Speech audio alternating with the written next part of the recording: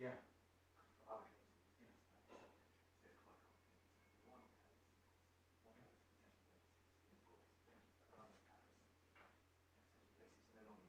Yeah.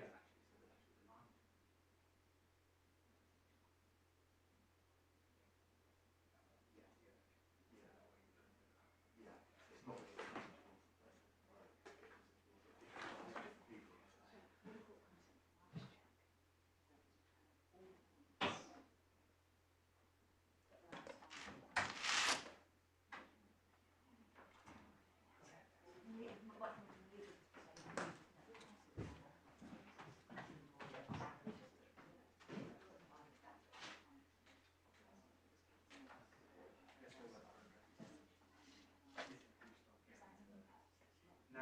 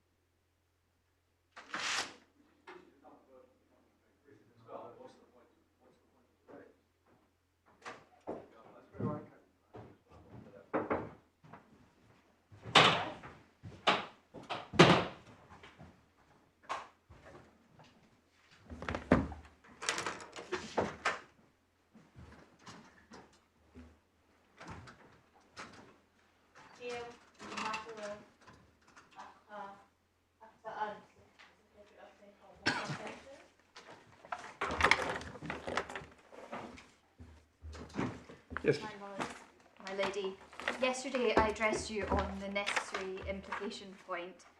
My lord, you raised the question of whether or not that was the correct prism for construction, or whether or not we should actually be looking at ordinary construction. I wondered if you'd let me return to that point briefly. I've reflected on it overnight. I can do it Well, I succinctly. think if you've reflected on it, we'd like to hear the benefits of your reflection. In my submission, reading marriage as valid marriage effectively imports a requirement of validity that isn't otherwise in the legislation. And we say where the requirement does not otherwise arise on the legislation, so the necessary implication prism effectively comes into play. But in any event, as I say, I submitted yesterday, the 1975 regulations are all about different types of marriage. They're about various types of marriage that aren't what we might call normal marriage. They're not the marriage of the kind of most common kind. And as the Secretary of State has pointed out, the debates about validity of marriage tend to arise in this context. So when we're talking about polygamy, there are issues of validity. And what I say in that context is that it just places too much weight on the word marriage as a matter of ordinary construction. But in any event, reading the word effectively, by reading the word marriage as valid marriage, you would be importing in a requirement that is on the face of the legislation. As I say, I will address you on both fronts, because I can see the logic of addressing it as an ordinary point of construction, but those are Well, my really, thoughts. you'll be making precisely the same points. It's just the hurdle is lower or higher, depending on which test. Isn't that right? And I suspect that's the case. I suppose what has crystallised in my mind is just that idea of importing a requirement, if that makes sense, which is where we say something's different. That's a point I've made in my skeleton, so you're right, it's not novel. Thank you. If I can turn then just to complete the issue of construction to the significance of settled practice. I don't think all that much turns on this point, but I would be grateful just to address you very briefly on it. Our point is no higher than this, which is that the law on this is at best unclear. And if I could just take you to the supplementary authority bundle and specifically the decision of R versus N. And that appears at tab 28 of the supplementary authorities. Could you give me the tab again, please, Yes, Ms. Rooney? apologies, it's tab 28 of the 28. supplementary bundle. It's not R versus N. Pardon me. Queen N on versus- behalf of N. Apologies, I'm reading my own bad handwriting. Yeah, don't worry. Lewisham Against versus- Lewisham. Yep. And the passage that my learned friend relies on is at paragraph 95, page 536.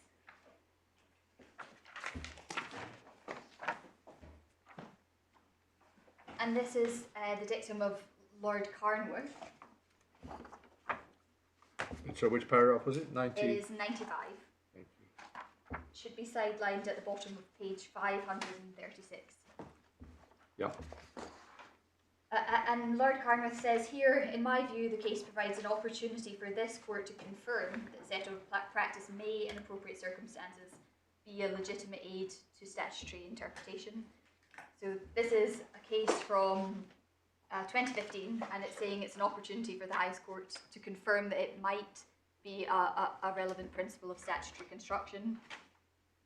Unfortunately, I think for his lordship, though, what you don't get then is a ringing endorsement of that from the other justices. If I can take you, I think the closest to an endorsement comes at paragraph 53, which is Lord Hodge. Just one moment. It's page 526 at the bottom.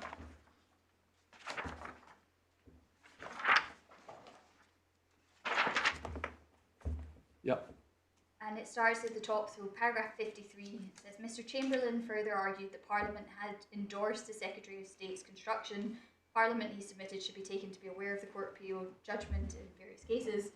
And he says, Lord Carnworth has set out this argument in more detail. It's Parliament reenacts statutory provision, which has been the subject of authoritative judicial interpretation. The Court will readily infer that Parliament intended the reenacted provision to bear the meaning that the case law had already established.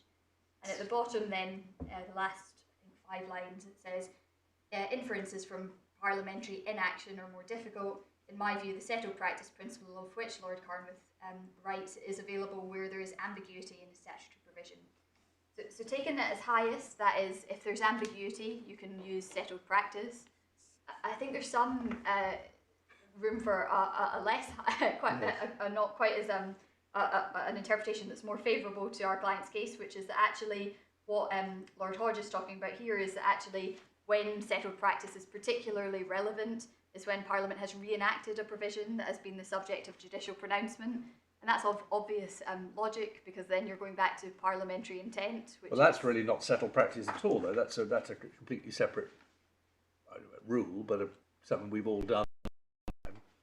I don't know whether Benyon would call this a rule of construction, but yeah. Well, I see the point. The penultimate sentence. doesn't quite accord with the remainder of the rest of the paragraph doesn't seem to lead to it. I think I would agree. So I suggest that while he appears to agree with Lord Carnworth, actually the remainder of that paragraph suggests a principle that's slightly different. And then just to add to that, if I could just take you to the decision of Lord Newburger, and specifically at paragraph 148, which is on page 551. So just remind me of the status of the judgments in this case. In Lewisham, pardon me, Yes, there's Court of Appeal. Lord Hodge is the majority. The other, how many justices were sitting? 1, 2,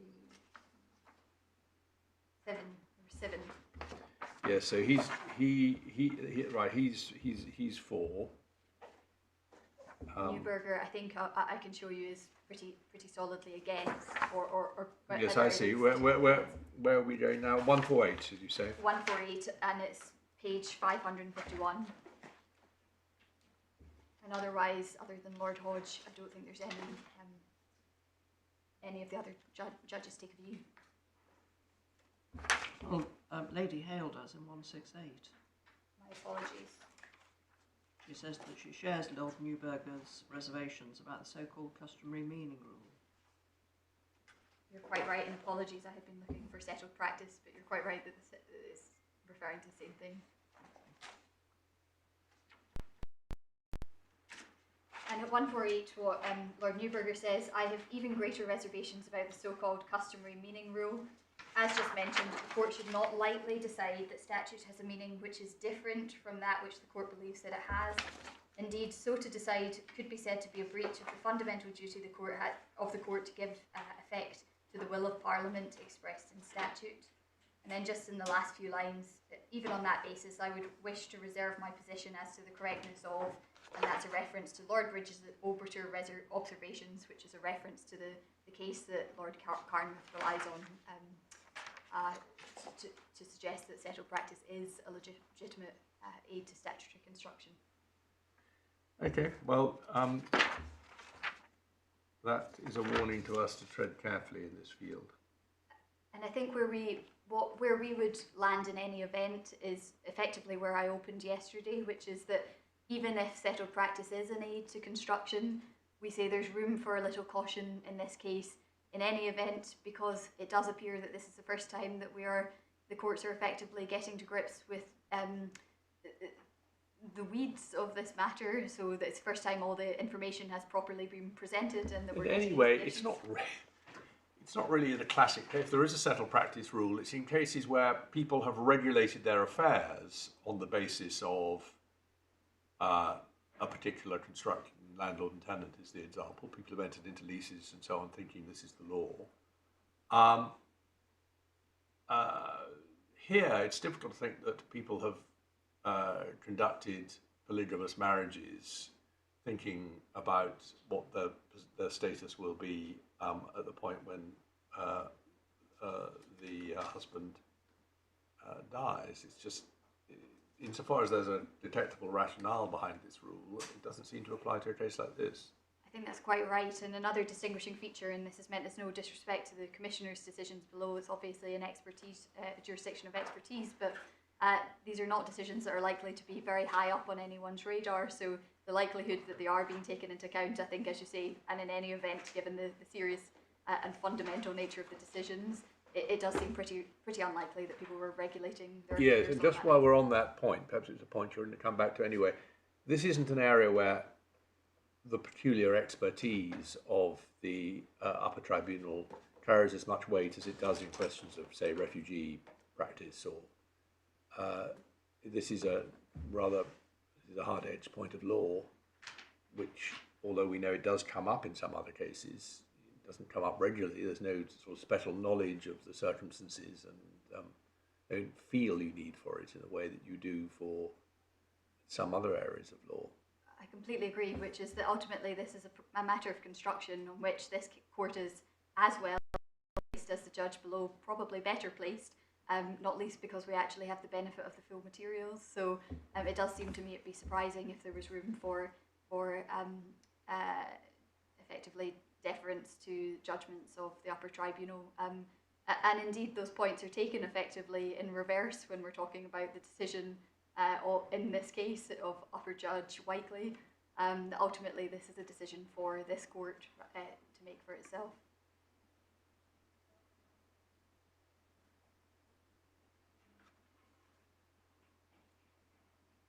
Yeah. That then brings me, unless there are any further questions on the point of statutory construction, to the extant legislation and specifically also the enabling power in this case. I can take it briefly because my learned friend has taken it in some depth. But if I could just ask you to take up the original authority bundle.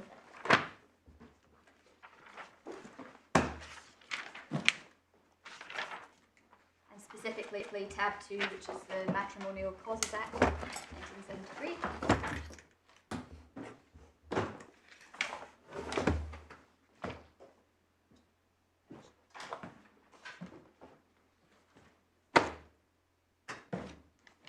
Sorry, which bundle were you in? Apologies, it's the original authority bundle, the first authority bundle, and it's tab 2, the 1973 Act.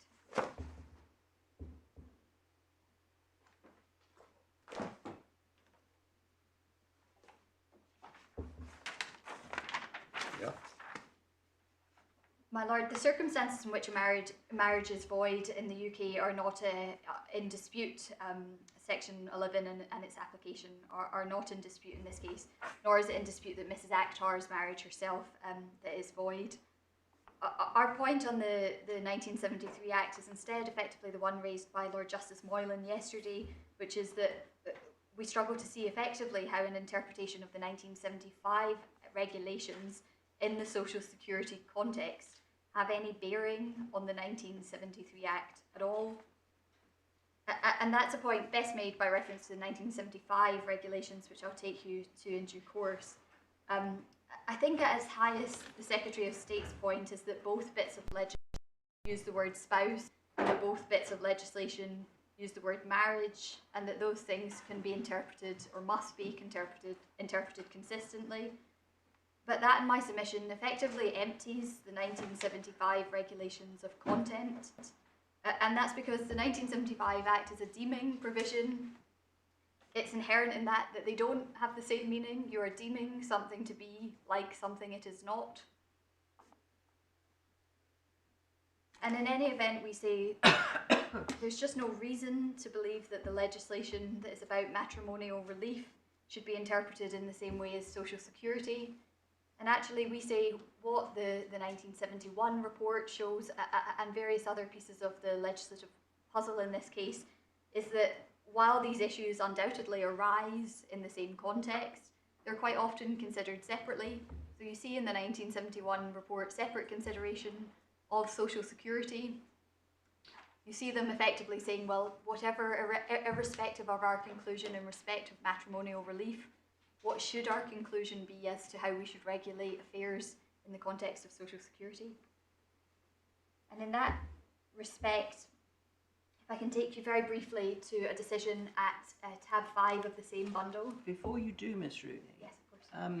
It's important, isn't it, that we bear in mind that this page, internal 8, that you've taken to us in tab 2, this is the law that existed from the 10th of December 2014, because there was a change in section 11, which we see with the footnote 6.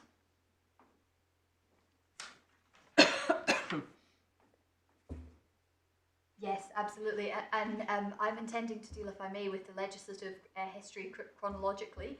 And what's quite interesting is change that comes in via the 95 Act.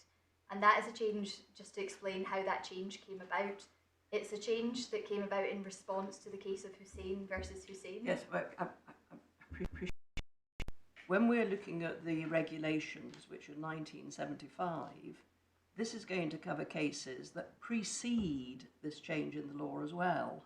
Absolutely. And therefore, there is going to be a different definition of a polygamous marriage, even if this was applicable. To circumstances which may otherwise be the same. It's much simpler and cleverer points than the ones that I made. I think it must be right that it's, as you say, it would be difficult to have diverging. It would be difficult when the legislation is changing in that way, effectively, to have to interpret it in the same way. So I agree. Do we have, just for convenience, I'm sure we can work it out, have we got the state of the Act as it was when the 75 regs came in. And we can see the change, so but it's just sometimes easier to see the original form. One way that I can show you is in my skeleton argument. I've marked up the changes that the 1995 Act made. I don't know if that's acceptable. But you're going to go through the legislative history, Yeah. because the predecessor to the 75 regulations were, and I've forgotten what they were, The 72 the regulations. 72 regulations. Yeah.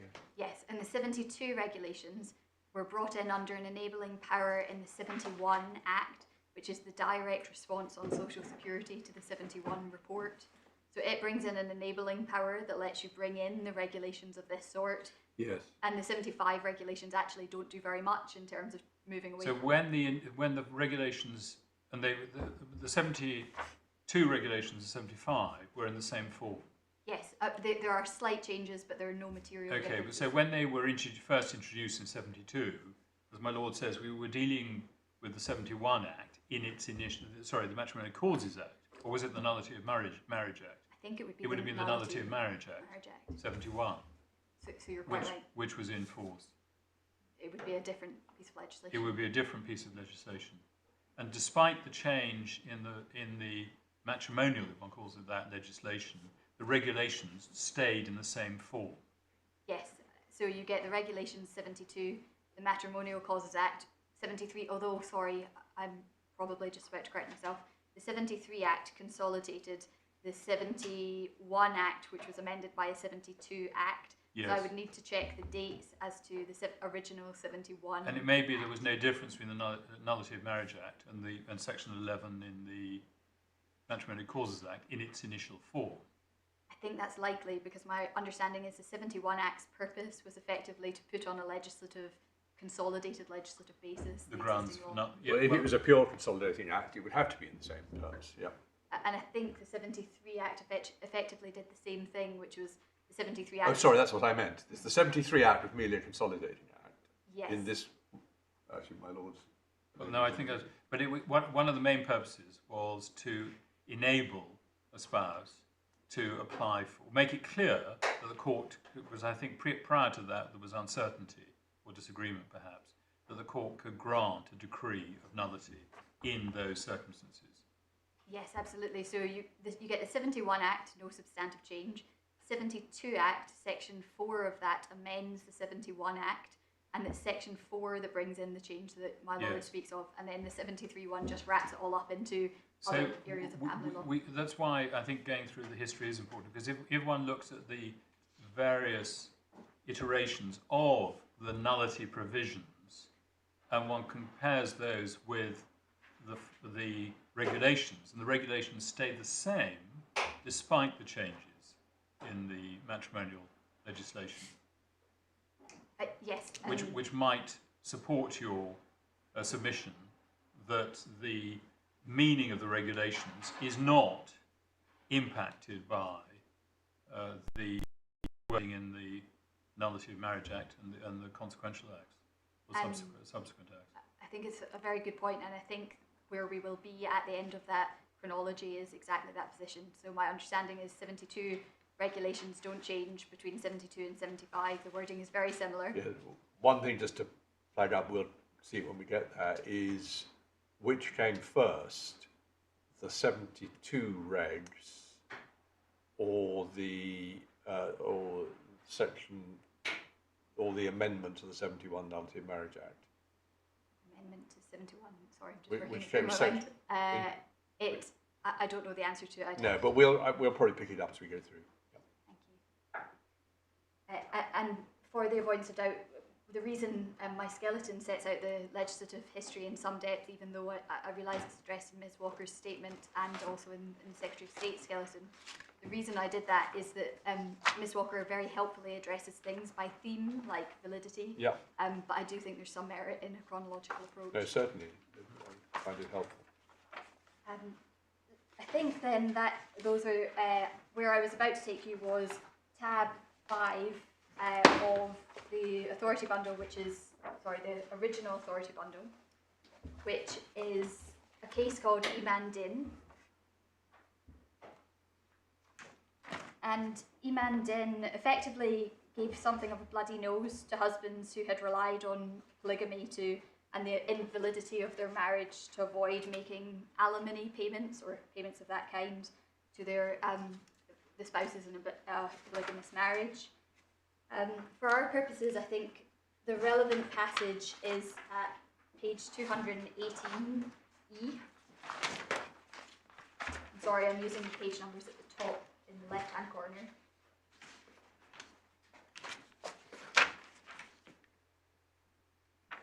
And what effectively the court does in this case is refuses to read spouse in the way that it is being read in the matrimonial, the equivalent matrimonial legislation.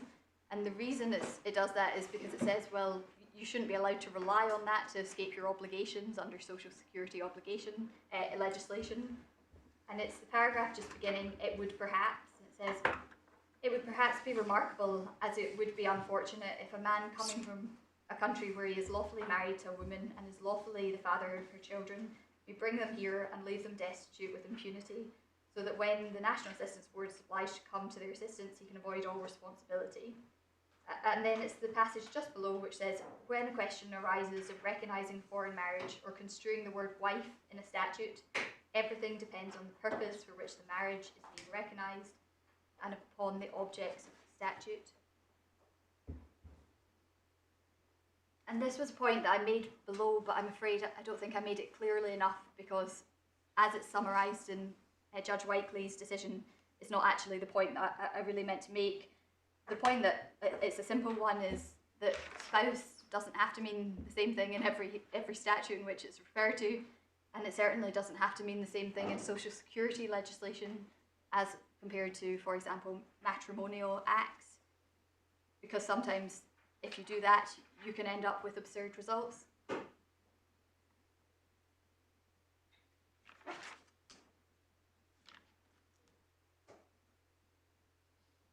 Well, and they specifically,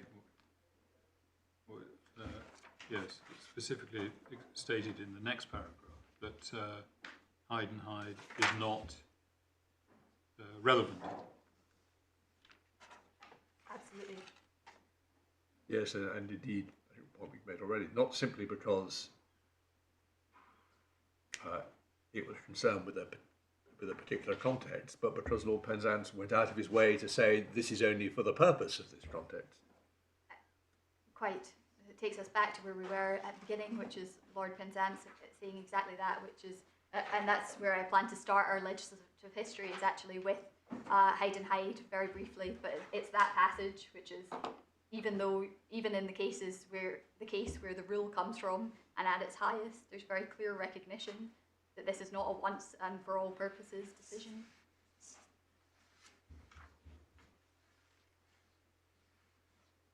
Yeah.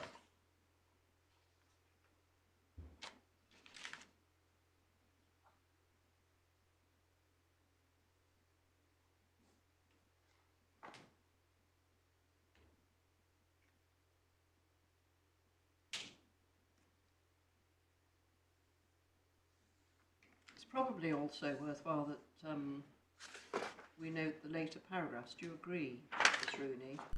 So the case of Baindale and Baindale. Yes, I think that's absolutely right. And indeed the senior Yes. peerage claim, which is Lord's case. In fact, to the end of the judgment. And this, I have to say, at the hearing below was probably not the focus of our submissions, but has become increasingly relevant to what we're looking at. And I suppose the simple point is actually that legislative construction can't be a one-way street. It cannot be that we will apply different meanings to spouse to catch, the naughty road, but refuse to do so looking at legislation in its context when it happens to go against the government. And that then takes us to the 1975 regulations themselves, which are in tab 3 of the same bundle.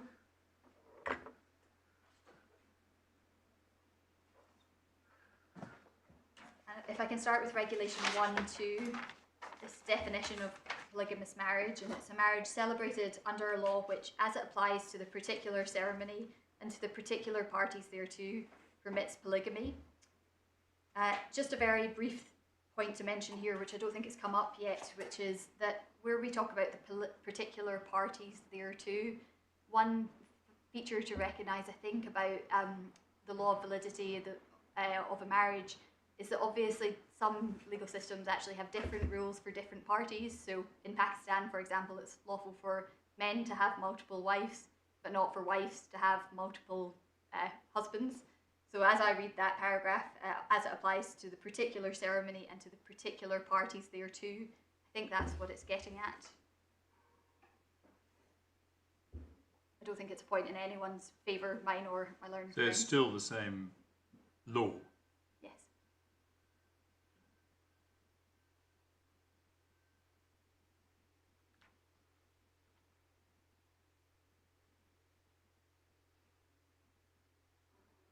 The important point, I think, for my purpose is that this is a definition of polygamous marriage, and it uses the word marriage.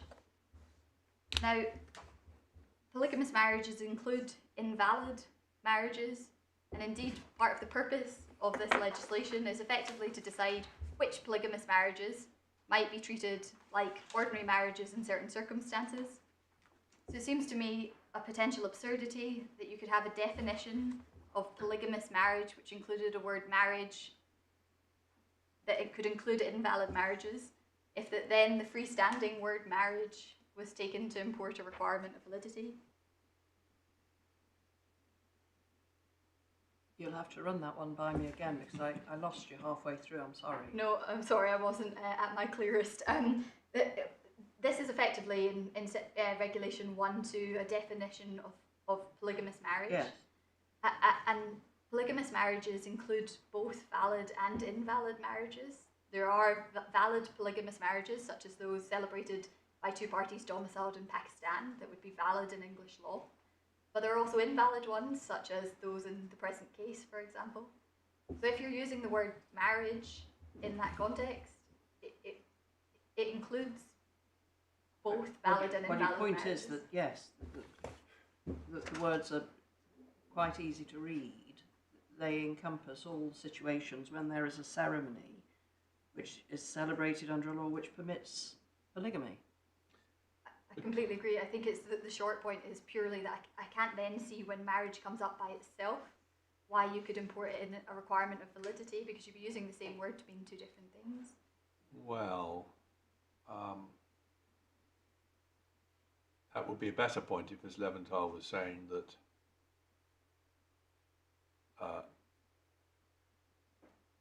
marriage necessarily meant lawful in all circumstances.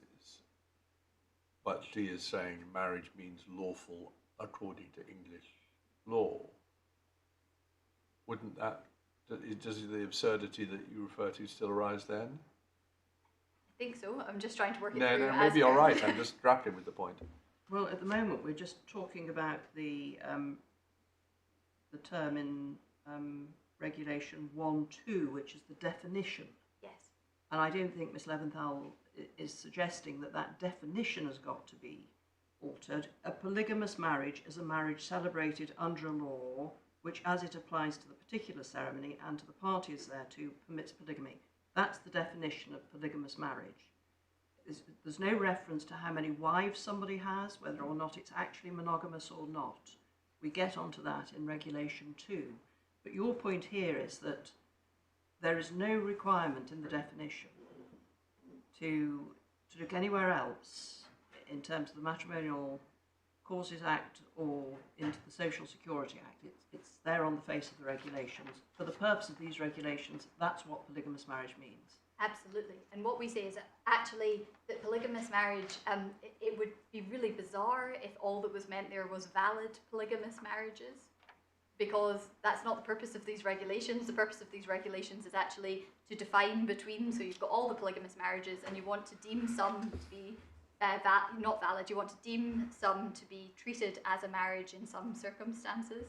Well, because if it was confined, as you say, to a marriage which was only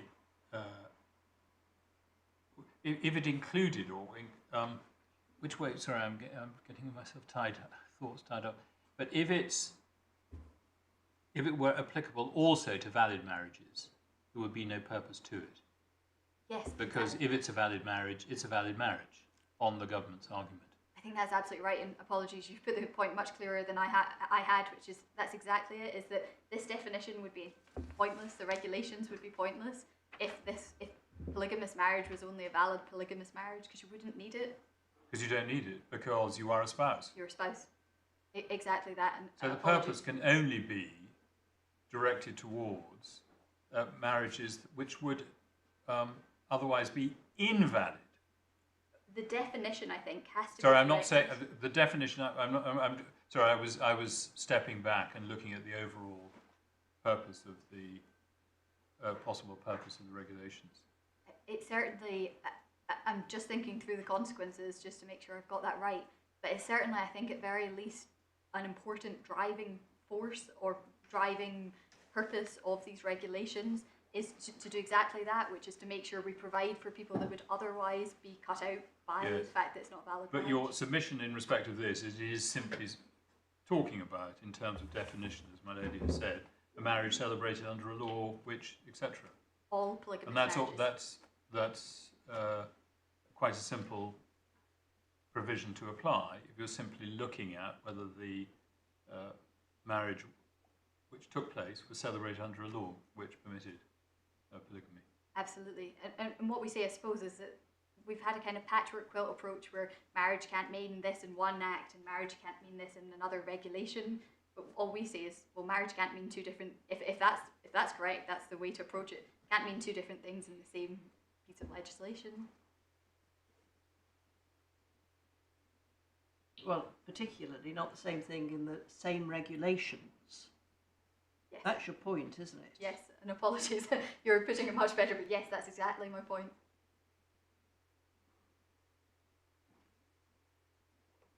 Far from being a necessary implication, it's impermissible. Well, if it was meant to have different consequences, they would be defined within the regulations. That's your point, isn't it? Yes. If a valid polygamous marriage, as you call it, and a non-valid polygamous marriage were to have different consequences, it would be spelt out. And it would have had to be spelt out in that definition. Otherwise, it just doesn't make sense.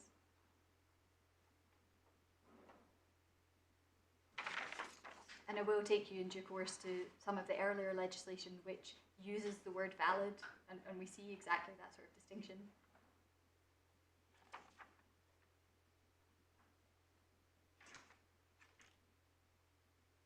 And then just turning to Regulation 2, we have, this is the general rule as to the consequences of a polygamous marriage for the purposes of the Social Security and Family Allowances Act, that's its title. And effectively it says, so for the Social Security Act or the Family Allowances Act, or any enactment construed under those acts, and it's not in dispute that the 1992 Act is one such act, so an enactments to be construed for the purposes of the Social Security Act. That effectively then what the legislation says is that those are to be treated as if it was a marriage. So Regulation 2, be treated as having the same consequences as a monogamous marriage. And that's just my point about it. This is a deeming provision. It's being treated as something.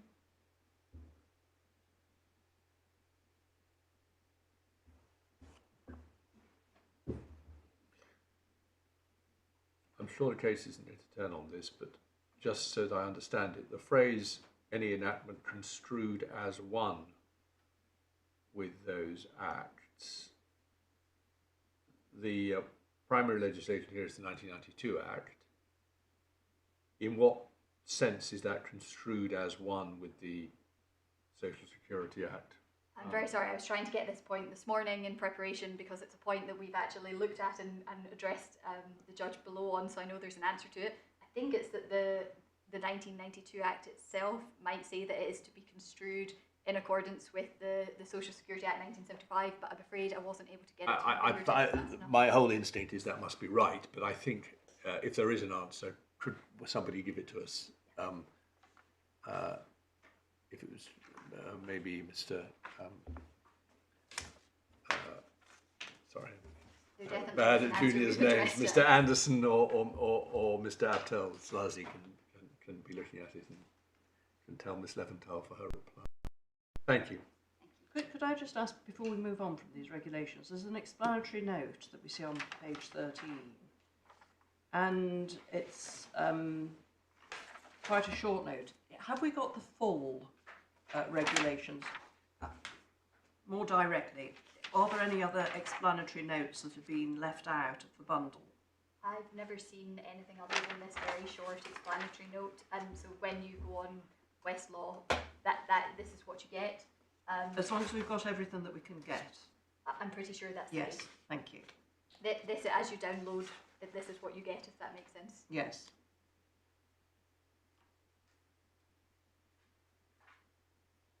So this takes us to, as say, the simple point. These are deeming provisions. So the short point, I'm sure I've hammered it home at this point, which is that yes, validity is often discussed in the context of Social Security, but that just doesn't mean that they necessarily have to be construed in the same way, that it does any violence to the matrimonial legislation when you construe the 75 regs. They're deeming provisions, they're doing something that is operating in a slightly different plane. They can deem for one purpose without doing any violence to the underlying meaning, for example, of the 1973 Regulation Act. Can we just look at the circumstances of this case in a little bit more detail? The first marriage.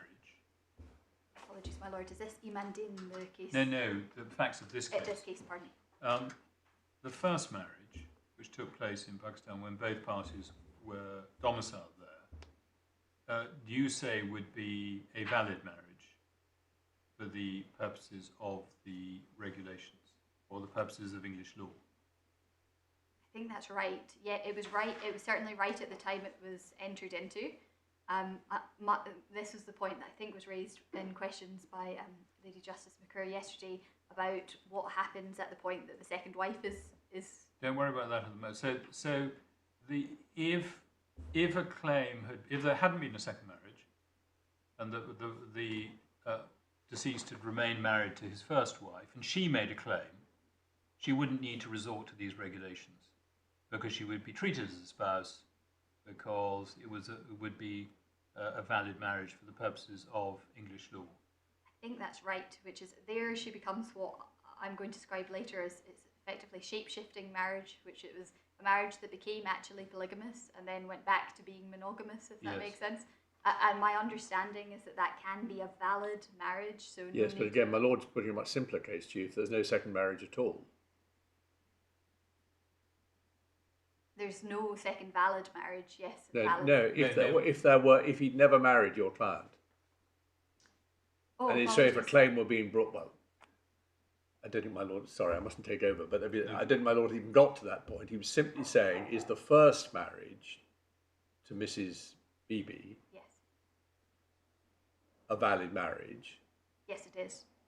Sorry. No, who that's- is it? Yeah. So the next stage is what's the impact on, if anything, on that marriage of the second marriage? And this is, so my understanding is at that point, you would have, because it was valid at the point of its, conception, I think it stops being a valid marriage, but I'm afraid this is a point that I don't have the answer to. Right. It's a point that was raised at thinking questions yesterday, and I'm afraid I'm just not sure what the answer is in that respect. It certainly is capable of going back to being a valid marriage, because if the second wife dies, as I say, that's the kind of shape-shifting element, you go back to being actually monogamous, and it is a valid marriage in those circumstances. I don't know what that It would seem odd if the effect of the second marriage would be to create the first marriage invalid, because I don't at the moment see how it could do that. No, and I think that's probably right, which is that my understanding is it changes from benefit to benefit as to how you might be treated. So there are cases where they start divvying it up by the number of spouses that you have, if that makes sense. And there are some benefits where actually wife number one is effectively in a better position. And that's certainly the Australian position. So wife number one is just in the best, she has priority effectively. But I'm very sorry, I'm just not sure No, it's what all the right. answer is. So the regulations in the, it may be, we'll obviously hear from Ms. Leventhal in reply, in the circumstances of this case, would only be relevant in respect of your client's marriage. Yes, that's my understanding. Potentially relevant. As long as my client was alive. When my client dies, I think, and I'll be corrected and I'll be happily corrected if I'm wrong on this, but I think if my client died and Ms. Beebe had still been alive, that she could have just claimed as an ordinary spouse because she would have had a valid marriage. Please do jump in. So, Well, before you invite anyone else to jump in, Ms. Rooney, can we just look again at the definition? The definition of a polygamous marriage is a marriage celebrated under a law which it applies to the particular ceremony and parties thereto permits polygamy. So whether or not Mr. Akhtar had married your wife, your client or not, his marriage to Mrs. Beebe was a polygamous marriage because it permitted polygamy. Now, going on from my lord's question, if we may, if he had not married Mrs. Akhtar and he had unfortunately died, Mrs. Beebe would make a claim. And other than these particular regulations, she would be told that she was not a spouse because she'd entered into a polygamous marriage. It's only because of these regulations that she can make a claim. my only reservation... Well, before we get there, and there's no question then of talking about valid or not. She's a member of a polygamous marriage. She's making a claim. On Miss Leventhal's submissions, the regulations would kick in. Whatever the status of the polygamous marriage, according to English law, the regulations would kick in. Now, I know you're going to take us into shape-shifting marriages in terms of polygamy and what happens when the first wife dies, or there's a divorce, or the second wife dies, so far as the first wife is concerned. But you don't need to read into the regulations anything like valid or not. It's just she took part in a polygamous marriage, end of. Now, these regulations don't say the first wife of a polygamous marriage, or the second wife, or the third wife, or only if the first wife is not making a claim. But it does go on to say how the marriage will be treated as monogamous, which is at any stage when it was actually monogamous. Yes. So up until Mr. Akhtar married Mrs. Akhtar, Mrs. Beebe, for the purpose of these regulations, would be considered in a monogamous marriage. Yes. When he married Mrs. Akhtar, because the divorce, which was recognised in the English courts, hadn't been pronounced at that stage, the polygamous marriage became actually polygamous. Yes. But these regulations would not have prevented Mrs. Beebe from making a claim if Mr. Akhtar had died, because she would still be a member of a polygamous marriage. And up until he married Mrs. Akhtar, it was a monogamous marriage according to these regulations. So, isn't your point in that case, Mrs. Akhtar falls to be considered, now Mrs. Beebe's dead, as being a participant of a polygamous marriage, but which is to be treated as monogamous because since 2009, is it? Yes. She's been the only wife. I mean, that's absolutely squarely the point. and apologies, I've gone round the houses, but yeah, I think that's absolutely right. She is in a polygamous marriage, but one which is to be treated as in fact monogamous. But we can look back at Mrs. Beebe before Mrs. Akhtar came on the scene, and she'd be in exactly the same position, wouldn't she? Because she'd entered into a potentially polygamous marriage, which is deemed to be a polygamous marriage for the purpose of these regulations. You're quite right. And apologies, it's the terrible working through a concept of potential polygamy when there's not another human always throws me. But I think that's absolutely right, because the law of Pakistan permits Mr. Akhtar to have 2 wives. It was always potentially polygamous. Yes, but English law sees the marriage, even before Mrs. Akhtar came on the scene, as polygamous. I entirely agree, because it was celebrated under a law that permits polygamy. So when we look at the regulations and we apply it to Mrs. Beebe, potentially, or Mrs. Akhtar, we bear that in mind. And that supports your point, doesn't it? I think it does, and I'm very sorry. I've effectively, I think, overcomplicated what is. That's a straightforward way of putting it, but I agree that it's entirely correct that Mrs. Beebe from the off was a polygamous. It was a polygamous marriage. It's a valid polygamous marriage, just to add in that nuance, but it is polygamous and she does fall within the regulations. And insofar as I said, suggest otherwise, I'm sorry. That's But wrong. it doesn't really matter whether it's valid, that's the point. We have a complete self-contained definition here. It matters whether it's valid under Pakistan law, because then it wouldn't be, if it wasn't, it wouldn't be celebrated under a law which permits da-da-da-da-da. But whether it's valid in English law is really not the point. We have a self-contained definition here. Sorry, I'm making a meal of it, but I think your nuance about validity is unhelpful to your own case. It just overcomplicates it, as you say. And I suspect I didn't actually mean to introduce nuances to the validity, if that makes sense. So I entirely agree with both points made. And it is effectively, I think, where my case started. I don't know if I got slightly lost down a rabbit hole, but that's absolutely right. This is self-contained deeming legislation, and it's based on the definition of polygamy. And very much my case is that validity is not a part of this legislative scheme. Well, I think what I'm putting to you, Ms. Rooney, is that because you've gone on to associate, when you were answering my Lord Justice Moylan, in terms of how many wives there were, it doesn't matter for the purpose of defining a polygamous marriage in accordance with the regulations. If polygamy was recognised by the law of celebration, country of celebration, then it's a polygamous marriage, which, whether it's actually polygamous or not, is not defined in the regulations until it comes to the deeming provision, as you've said, which is it will be deemed to be monogamous when there's no other wife around.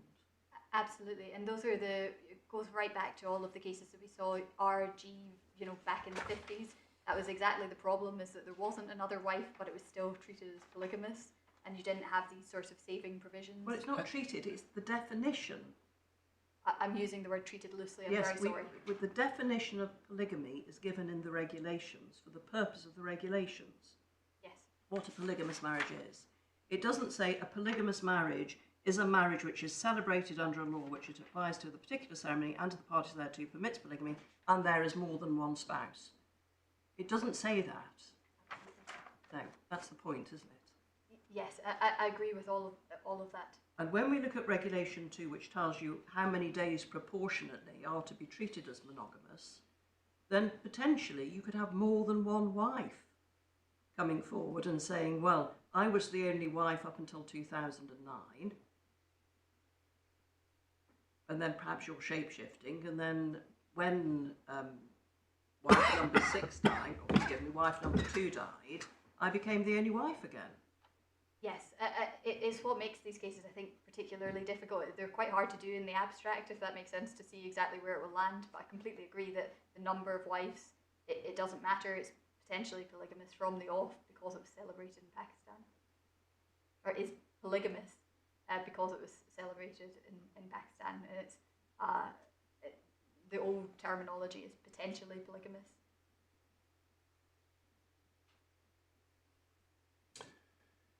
Well, that's been helpful. So you were on what you call the extant legislation, and the key extant legislation, which we're just looking at. Where do you need to go next? Anything more? There are a few more points, I'm afraid, on the 1975 regulations, although I'll deal with them quickly.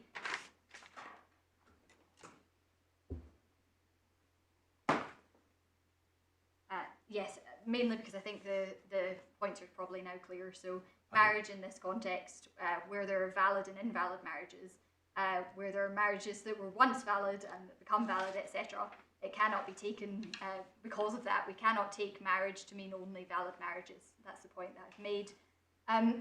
Nothing in the remainder of the regulations we say would give rise to a necessary implication, and we say it's notable that the Secretary of State has not been able to point to any express wording in that respect that would support the implication of a validity requirement.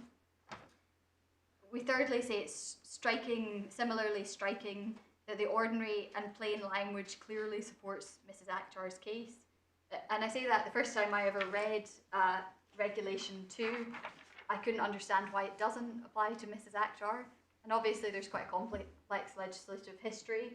Actually, when you read a polygamous marriage is referred to as being in fact monogamous, when neither party to it has any spouse additional to the other. The ordinary meaning of that would entirely include someone who once had another, was once a party to a marriage where there were two wives, but the other wife had died or been divorced.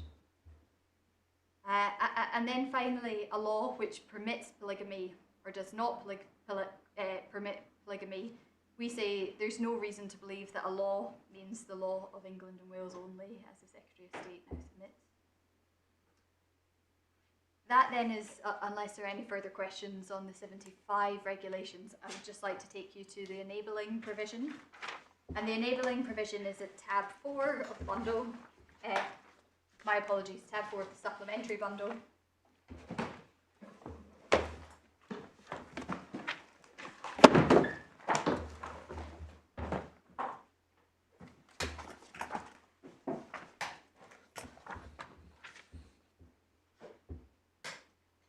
This should be the Social Security Act 1975, it's section 162,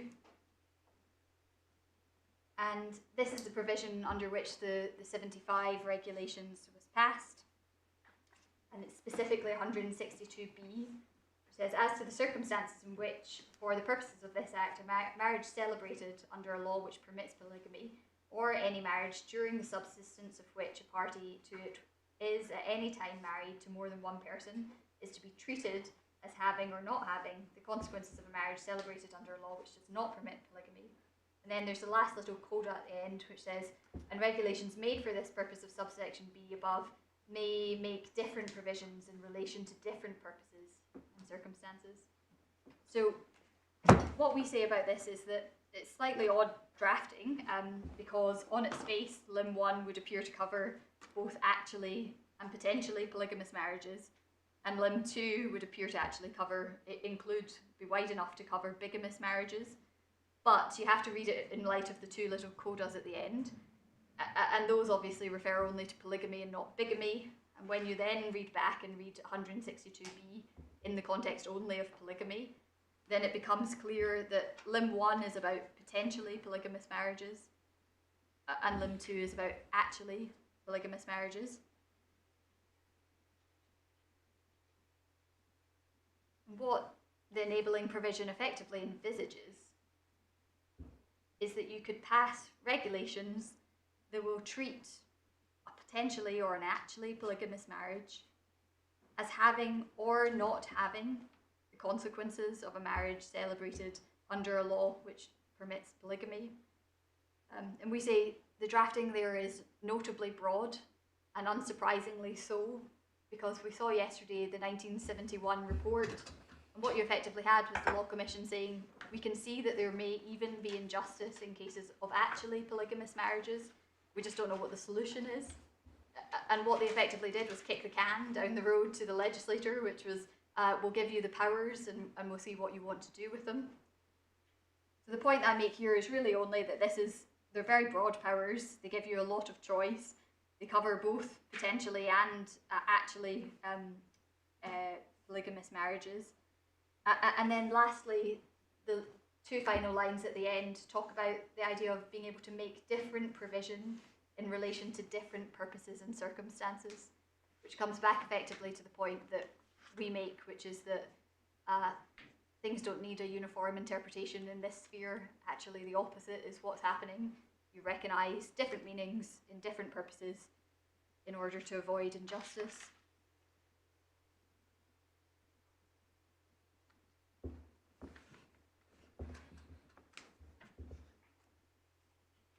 Have we got somewhere? This effectively reenacts section 121. Isn't that right? Yes, Have we got that somewhere? we do. It's part of my legislative history, but would you like to go to it now? No. Section Happy to 121, I think, is an important provision, Yep. as are the 72 regulations. So they're very much on the to-do Okay, list. well, let's wait till we get there. So that's the extant. So we're now going to the history, in Yes. fact. Okay. This is topic 4, legislative history. My learned friend Miss Leventhal has already done an excellent job at unpicking what's quite a messy and complicated legislative landscape. I don't propose to traverse the whole thing again, but I do think there are areas where we need to delve in just in a little bit more depth.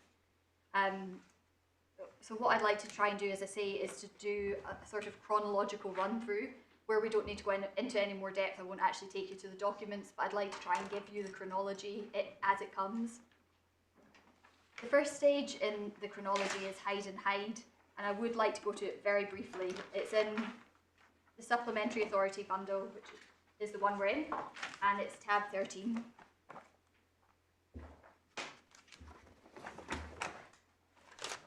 Just in case anyone's not read Hide and Hide or isn't familiar with it, it's a case of a man who moved to Salt Lake City and entered the Mormon faith.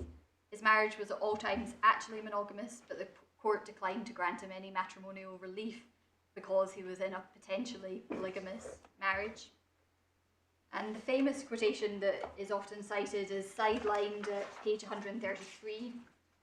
I don't think it's really of much relevance here, but I conceive that marriage as understood in Christendom may for this purpose be defined as a voluntary union for life of one man and one woman to the exclusion of all others. But the paragraph I'd like to take you to is at the final page of this decision. It's page 45 on the bottom if we're using the numbers at the bottom. And it's the final paragraph that should be sidelined there, which starts in conformity with these views. If I could just ask you to read that, I'd be grateful.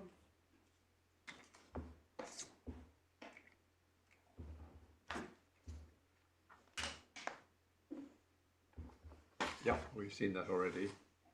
I mean, quoted somewhere else, yeah. And you've got, I think, the point from this, which is effectively, even from the beginning, even in the strictest interpretation of the rules, there's always recognition. It doesn't have to be the same for marriage and for other purposes. And then in the chronology, that takes us effectively to the early sort of 40s, 50s, where you've got RG, the decision that we saw, which then led to the National Insurance Advisory Committee. And Miss Leventhal's referred us to, we've seen the notes from that, but not the report. Again, I don't think I have to take you to those documents, you've seen them in depth. But what I would note at this stage is what the kind of legislative concern or the National Advisory Committee concern was at this stage. Was about marriages that had been actually polygamous, actually monogamous at all times. So the concern in terms of injustice at this point wasn't about the more nuanced cases that we're looking at now. The concern was effectively about people that were treated as being in a polygamous marriage or were in a polygamous marriage because the law of the place of celebration permitted polygamy, but had never actually had another spouse. And those concerns, which are coming from, as I say, the National Insurance Advisory Committee, then brings us to the 1956 Act. And I would like to take you to the 1956 Act, if I may. This is Supplementary Authority Bundle Tab 2.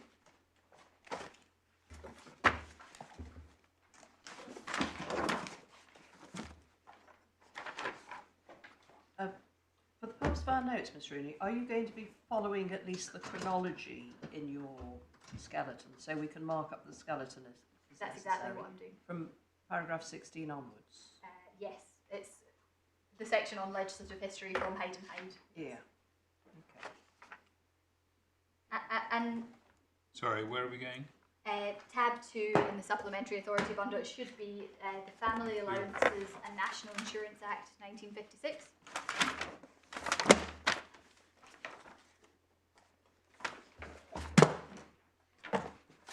Sorry, I was just getting back to RG. I suppose what might be said is that that might have been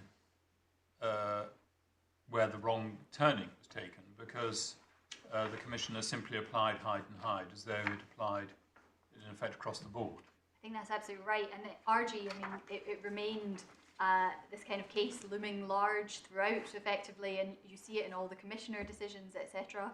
So I think that's likely to be correct.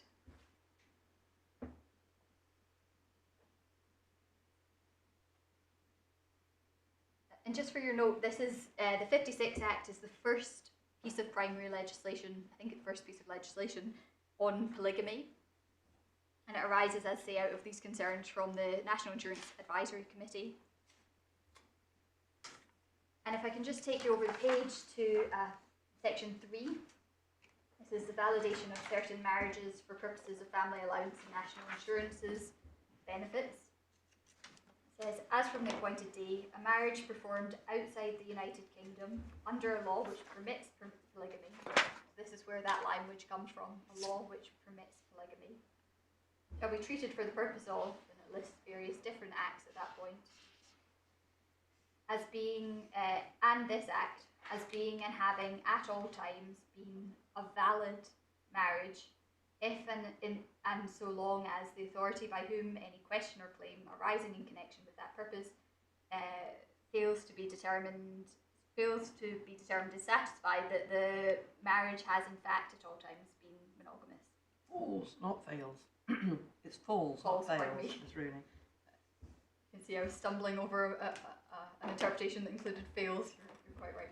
And that, what your submission is, that was a response, in effect, to the concerns raised by the committee consequent on the decision in RG. Yes. And this was the way it was addressed at that time. Exactly. The 1956 Act is the first response to the unfairness that came about at that point.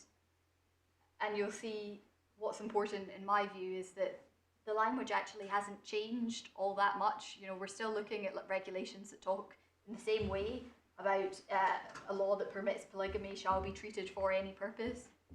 But what has changed is the reference to a valid marriage.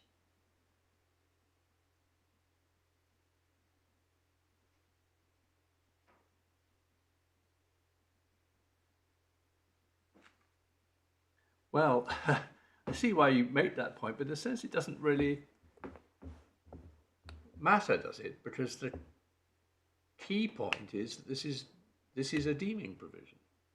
I agree, that's the key point, and it's very much, I think, at the front of my skeleton. It's purely that, I suppose it's a simple point of the legislature, this is the predecessor to the 75 regs. This is where it starts, and the legislature knows how to use, if it wants to talk about valid marriages, it does. I suppose the point's not... Yes, but in a sense, my point is that the valid is coming at the wrong point. I mean, you would have no difficulty if the present regs use the language of valid marriage, because if they said shall be deemed to be a valid marriage, actually it says shall deemed to be monogamous. Your problem is if the word valid appeared elsewhere in Reg 25, which you say it doesn't, but meaning valid in English law. It doesn't because it would make nonsense of the whole thing. Completely agree. I suppose that just presumes that I have a problem, whereas in my case the Secretary of State has a problem in the absence of the word valid, if that makes sense. So Well, you're saying this supports your interpretation because it's making it clear that the polygamous marriage is being treated as a valid marriage, and you wouldn't need to treat it as a valid marriage if the legislation imported the requirement that it was otherwise to be a valid marriage. I think that's also correct. because there would be no, it would be, well, illogical. Yes. I think. So the fact that they have the deeming provision in that form as being and having at all times been a valid marriage indicates that it is applying to polygamous marriages regardless. Yes, absolutely. To come back to the point of the definitional point, I think the other point, the only other relatively discrete point I would make at this stage is that when we get to the stage of the remedy in this case and whether or not we can read down, the argument being run against Mrs. Akhtar is that it does violence to the primary legislation to read down in that way. And it is just difficult to see how that can be squared with legislation that expressly understands that you can deem as valid, and that's what it does. It's the scheme that it sets up. It doesn't do any violence at all to read something non-valid as valid, or to deem something non-valid as valid. Indeed, that's the legislative purpose. Can I just make a tiny schoolmasterly point about your otherwise excellent skeleton? I've noticed here, each of these extracts seems to have been retyped because they have little typos in them. For example, 1946 to 1954, let's try item 154. It's not safe to retype because you always ought to cut and paste, because then you get and there've been one or two cases where it matters slightly more. So, tiny point I've already said your skeleton is extremely helpful. But I'm really grateful. I will do so in the future. I can see the logic of not. I can't remember. There were a couple of other places where it's slightly more significant errors. Anyway, thank you.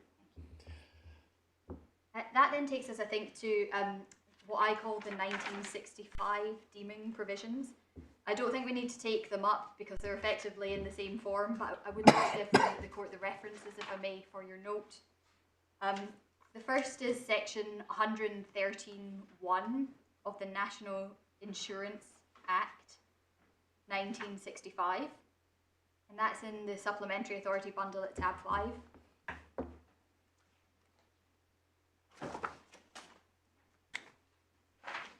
Second is the section 86(5) in the National Insurance Industrial Injuries Act 1965. Sorry, hold on. Apologies. So section 113 is in the same form, isn't it, broadly, as the 65 Act? Exactly. It's another Yeah, that's deeming 65. provision and very similar. Yes. Sorry, the next one was? It's at tab 6, so if you just flip over the page, that's the National Insurance Industrial Injuries Act. And it's section 86(5) that we're looking at here.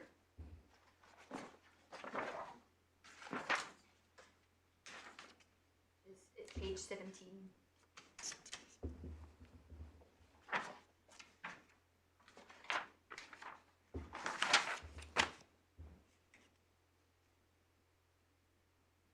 And again, similar form.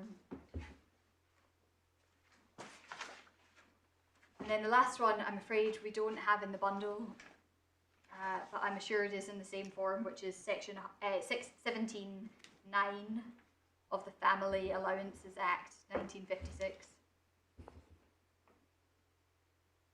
1956. 56, which was amended.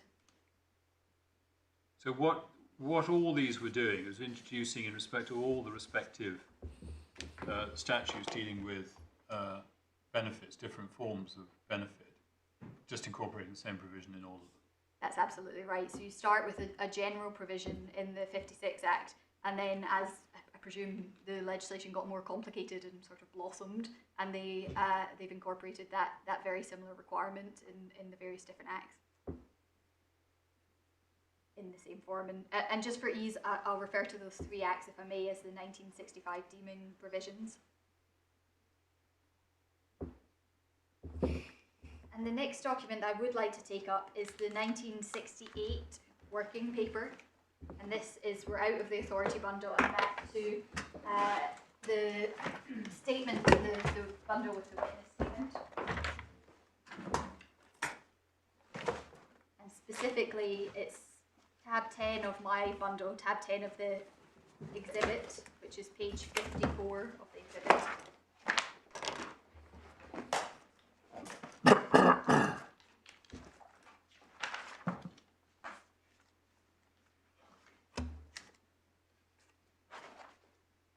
Ms. Leventhal didn't take you to this, and I entirely understand why, which is that much of what's in here is incorporated in the 1971 report.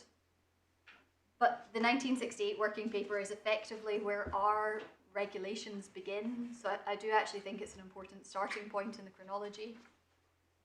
And that's because this then leads on to the 71 report, which leads on to the 71 Act, which is the enabling power, and then we get the 72 regulations. Like the 71 report, we say there's a much broader function to this report, so you're not just looking at validity, you're looking at the implications for social security, etc. And what this report recognises was, we say, three things. Firstly, hardship that flowed from the rule in Hyde versus Hyde. Secondly, potential anomalies that arose by failing to recognise spouses, as in the cases, for example, of alimony in Iman Din. But also, and this is the bit that matters, is this report recognises the increasingly fluid nature of marriage. And this is where I turn to my shapeshifter marriages. And if I can, I'll take you in particular to page 62. It's HW 62.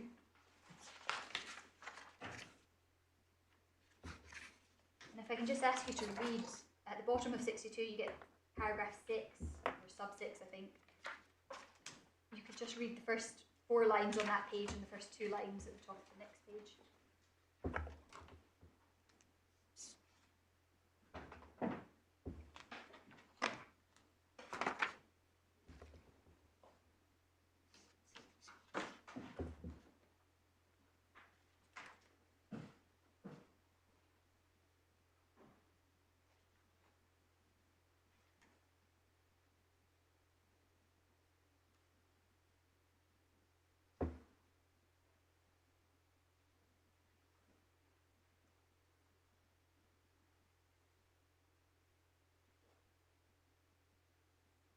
Doesn't this?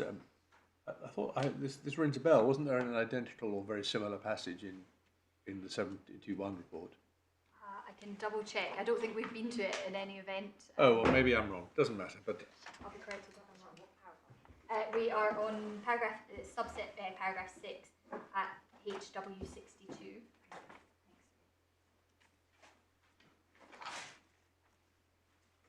we keep going. So this is effectively saying it was once thought that we had you could only have a valid or an invalid, a monogamous or a polygamous, but actually it's much more fluid than that.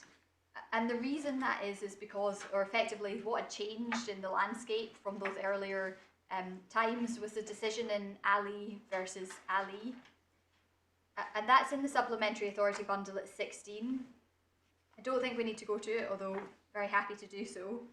But in effect, Ali versus Ali is a case where you had a marriage that took place in India between 2 Indian domiciliaries who then moved to the United Kingdom.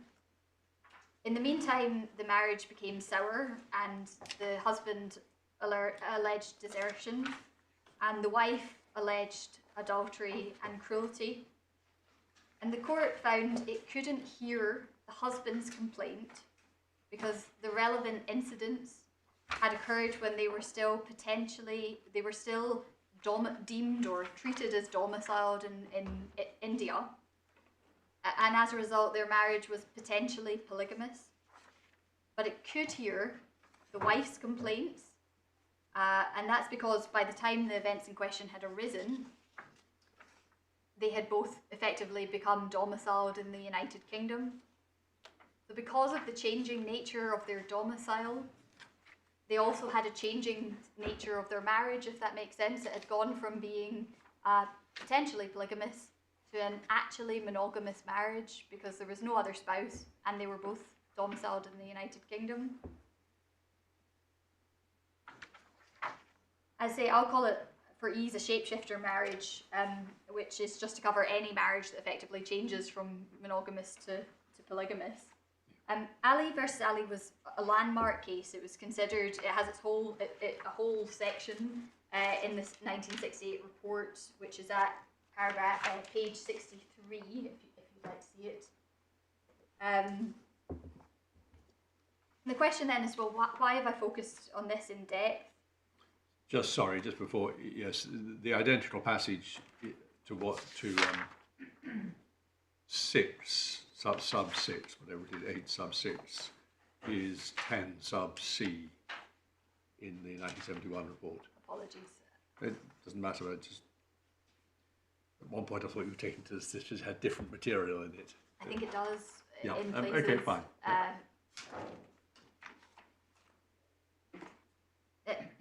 So the 1968 working paper considered the potential injustices of polygamy in the social security context in depth.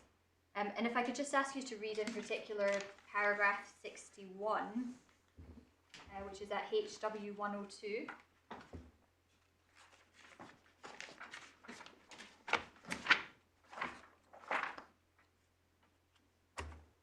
'61 starts at 101. Yes, thank you. Yeah.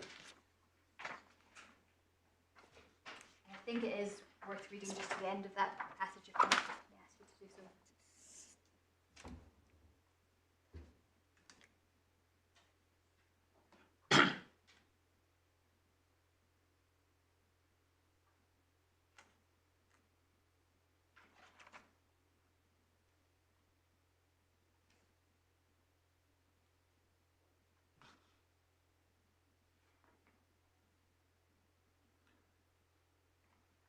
So just to the end of 61, or? I'm going to take you through it bit by bit if I may, so if you could pause there for now. The relevant passage obviously is just saying it would be obviously unjust to deny benefits when effectively someone is compelled to pay contributions simply because his marriage was potentially polygamous. Yeah. And the report says that's why the 1965 deeming provisions have been brought into place. Now, importantly, I think the author of the report remarkably might have overlooked the 56 provision, so the 56 Act, purely because of their similarity. I can't see why they're distinguishing between the two. Well, it mentions the 56 Act, doesn't it? Family Allowances Act 1956. Apologies, I take back my slander of the author. Well, is that right? I've just got confused myself. I thought there was another that 56 Act. Well, it says accordingly. Oh, I Section see. No, no. 113 National Insurance Act, exactly the ones that you took us to before. It's on page 102, 1, 2, 3, 4, 5, 6 lines up from the bottom of paragraph 61. Apologies, no, sorry. The three provisions there are the 1965 deeming provisions, even the last one, which says 1956. And the reason for that is that's the 56 as amended, if that makes sense. Right. So that actually isn't the 56 Act, which we went to, which is the original legislation. Right, okay. Apologies. And then if I can just ask you to read on, so paragraph 62.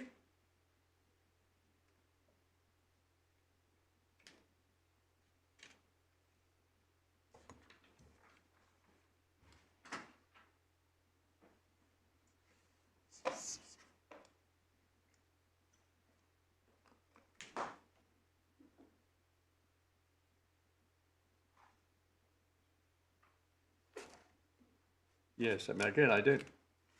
This is identical, isn't it, to the 71 Act?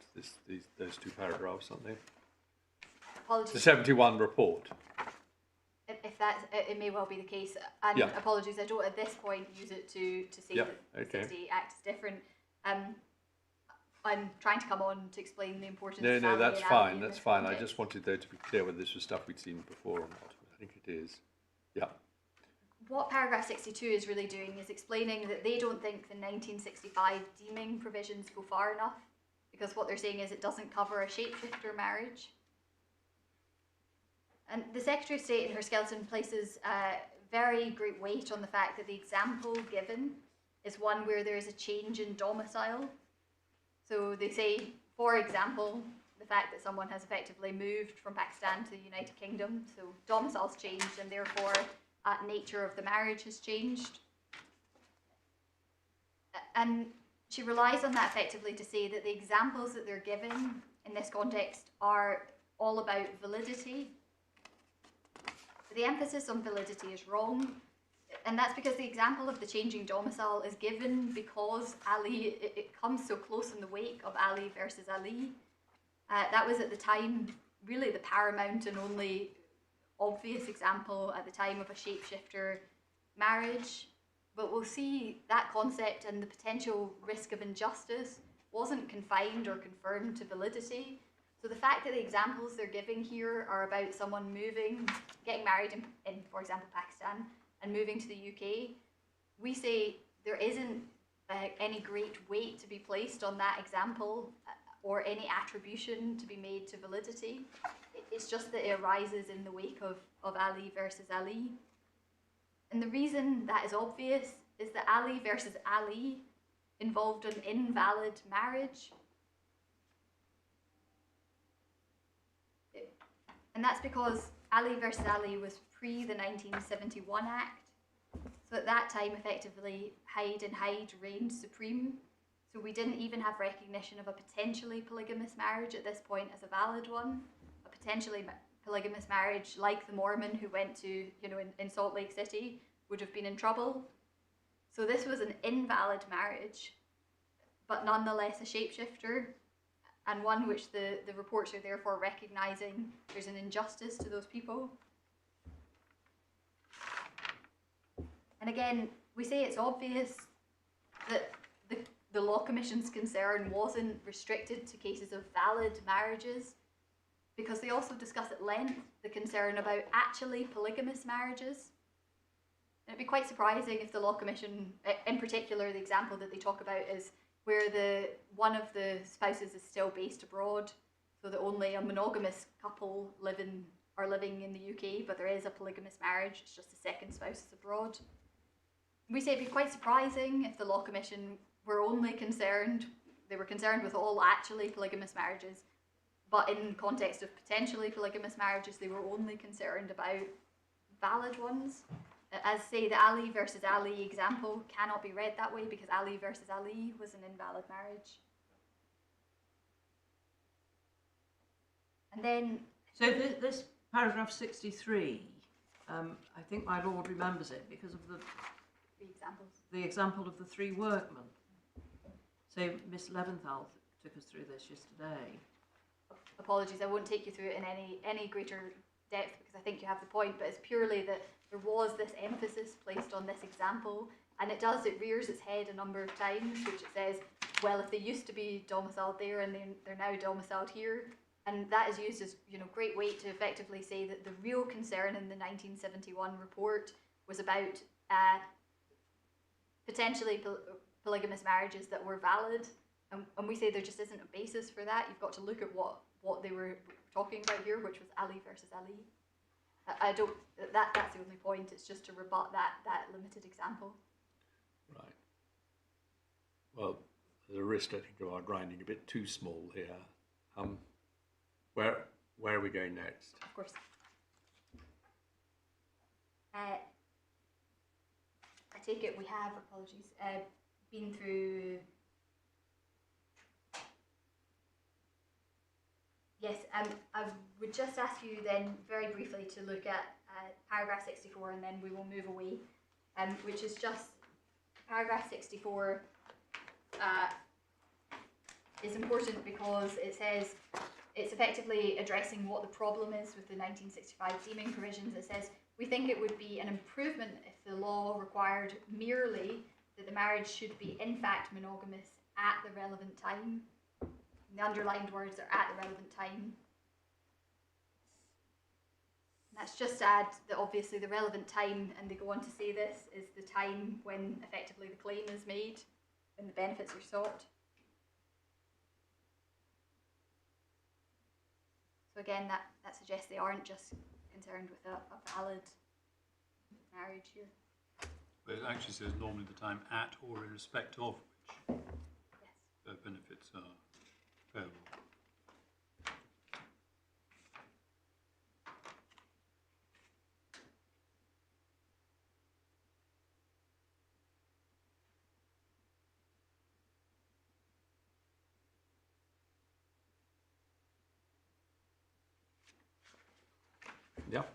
Thank you. What obviously comes next is the 1971 report. I don't propose to go back through it, but if I could just give you 3 references for your note, which is paragraph 127. And that's 2 examples that are, I say, of concern to the Law Commission. One is the actually polygamous marriage, which is no longer the polygamous marriage, a shapeshifter. And the second is the actually polygamous marriage, but only one abroad. I say we do think it's relevant that they're concerned by actually polygamous marriages. We also say, as say, Ms. Leventhal noted that the Law Commission didn't have an answer to those actually polygamous marriages, and we say they did.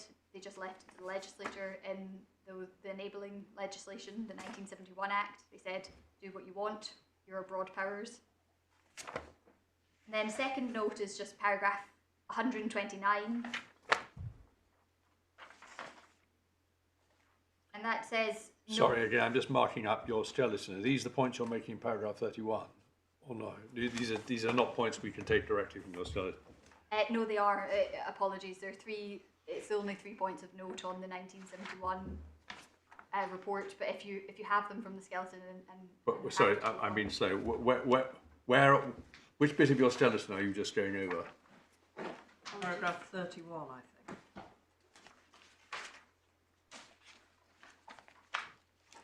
So we see reference to paragraphs 127, 129 and 131. yes. Yep. So it's paragraph 31 of your second skeleton argument. Thank you very much. I'm grateful.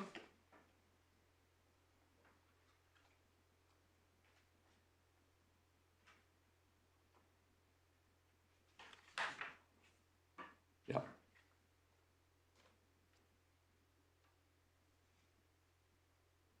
Yeah. Then just by way of chronology, this is effectively when you start getting more specific legislation and reports about validity of marriage. And specifically what you get is a report on nullity of marriage by the Law Commission report. That isn't in the bundle, but it's a 1970 report on the nullity of marriage by the Law Commission. It is referred to in the Walker Statement, paragraph 18. And what that report recommended was the consolidation of the nullity of marriage legislation, and that's where you get the 1971, so the first effective, the first incarnation of what's now 11D.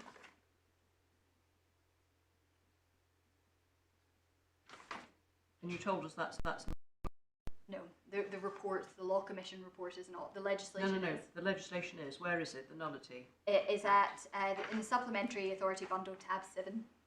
7. Yes.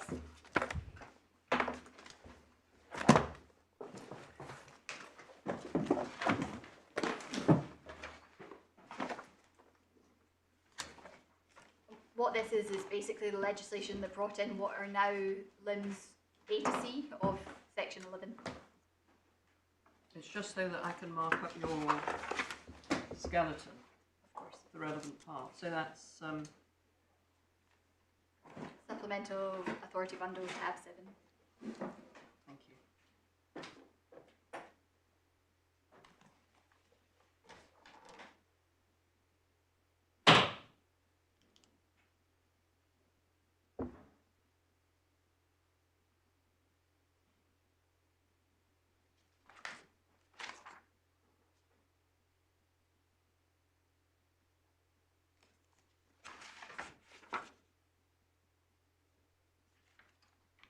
Sorry, but tab 7 is obviously not the whole act, but it's only section 1 we're concerned with. Yes. I'd say that's A to C is what you get there of what's now 11, Section 11. Well, it developed into Section 11. It isn't Section 11. Absolutely, it's Section 1 at the moment. I know that. The terms are very different. Apologies. It doesn't yes. refer to polygamy as such. It's referring to, at the time of the marriage, either party was already lawfully married. Yes. You're quite right, it's different. It's referring to bigamy. Yes. And that's still what Section 11B does. Yeah. Tries to capture bigamy. And then again, just for your note, what you then get is the 1972 Act, which is at tab 9.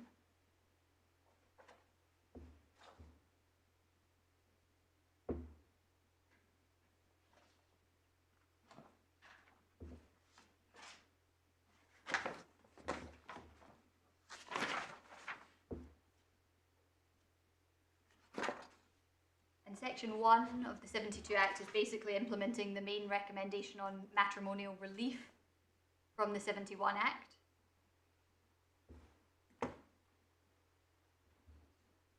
But Section 4 is also important because Section 4 is where you get what's now the equivalent of Section 11D.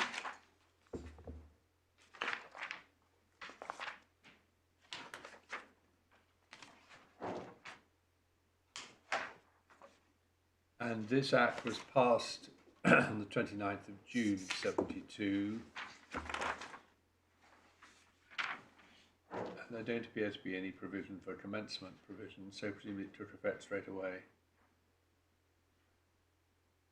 I think that's right. And just in terms of why this act was brought in, what's quite interesting is there doesn't seem to be a proper legislative or explanation, which is there's a later report, a 1982 working paper, which we have in the bundle, which basically comments on the fact that no one's quite sure where 11D, as it was then, Section 4, came from. It was highly criticised at the time, but there doesn't seem to be a proper record that we can see as to where it came from. Where it came from in what sense? What motivated its adoption, if that makes sense. So all the other changes we've seen, we've been able to track through. We can see, yes, this responds to Ali and Ali, this responds to... It isn't entirely clear, to me anyway, what this is specifically motivated by. Section 1 is definitely the implementation of the Law Commission recommendation, but Section 4 is a bit less clear. Can you just give us, if you're not going to take to us anyway, the reference in what you say is the 1982 report, pointing out no clear drafting history? Yes, of course. It's the 1982 working paper, and it's in the Walker exhibit, pages 202 to 203, and it's, if you're also working from tab 12. Thank you very much.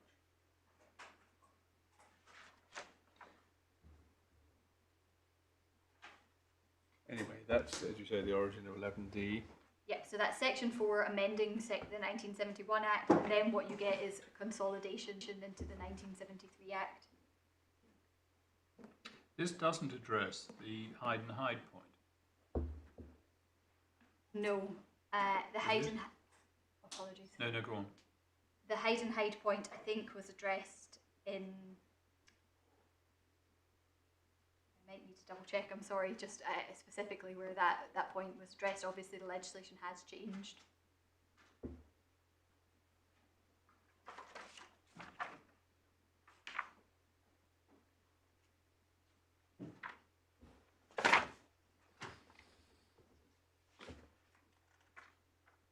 But was hide and hide only based on one of the parties to the marriage being domiciled? No, because hadn't they lost their domicile and then they reacquired it? He reacquired it. Yes, so he would have lost his domicile at that point. I presume he had definitely had married in America, in Utah.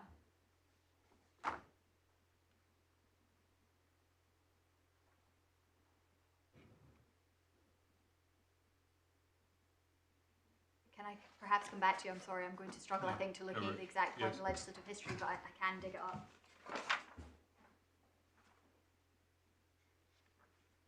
Yep. Then returning, so that's just to see how the 1971 Act resulted, how they effectively put into motion the changes on validity of marriage, matrimonial relief, not validity. But then that takes us to, well, how did the Social Security recommendations, how were they implemented, the 71 report recommendations in respect to Social Security? And that's firstly, as my learned friend mentioned yesterday, we have the National Superannuation and Social Insurance Bill. That bill's not in the bundle. It didn't make it through Parliament because there was a parliamentary recess. But it was eventually brought back, resuscitated in the form of the National Insurance Act 1971. And this, as I say, is the key bit of legislation coming out for our purposes of the 71 Act. And it's at tab 8 of the Supplementary Authority Bundle.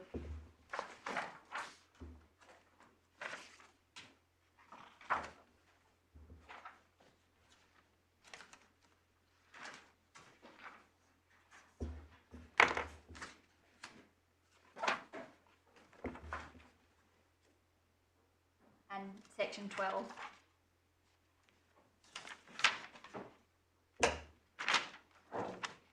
I'll say this is the original enabling legislation, if that makes sense. It's the enabling legislation that was brought in order to allow the Secretary of State to pass regulations to address the perceived injustices in the 1971 Act. And it's the opt-in, so my learned friend talked about the opt-in and opt-out approach, and we say this is the opt-in. They've obviously not adopted the Law Commission's recommendation of an opt-out. And this is the enabling provision that's used to pass the 1972 regulations. And they themselves are at tab 10, if I could take you there.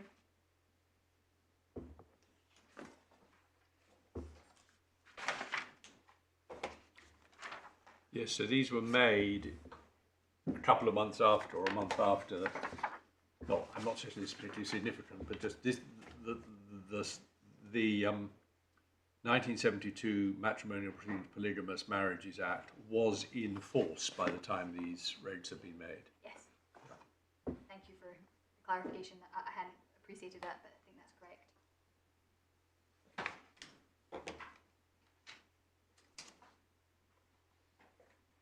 And there isn't really a point to make in terms of the face of legislation, except it's worth just having a quick eye over. They're not exactly identical, but I think they're identical in all material respects.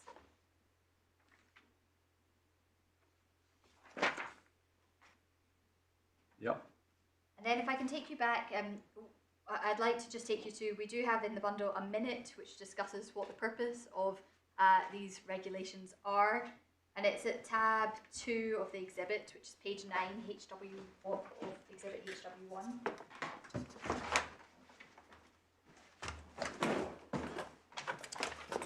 Tab 2 of the exhibit, page 9.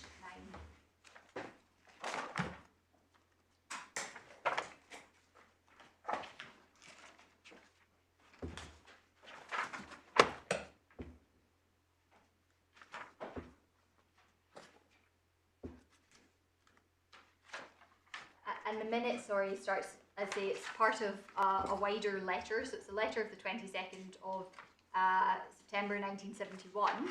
If you look over the page, so if you start at page 8, you can see it's the letter 1971. If you go over the page to HW9, this is an earlier minute. You can see the date at the end of, on HW10. The date is the 31st of August 1972, so it's 71. 71, so it's at the earlier minute. It's being effectively appended to the letter. And I bring you here really just to see, I suppose, some of the discussion that was happening at the time, which is paragraph 2 in particular. A present marriage under a law which permits polygamy are recognised, marriages under a law which permits polygamy are recognised for the purposes of the Act only if they have at all times been monogamous. In debate on the new clause of the Parliamentary Secretary indicated that recognition would in future be given to marriages which, although once polygamous, are actually monogamous at the date of the claim, at the time of the claim, i.e. the other wives have died or been divorced. And I don't seek to make too much of this point, but it's purely that turning back to what my learned friend says about the examples given in the 71 Act or the 68 report.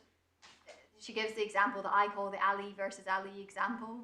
She says, well, it's so tied to a change in domicile that it must be about valid and invalid marriage. That isn't reflected in some of the other materials insofar as you want to give any consideration to them.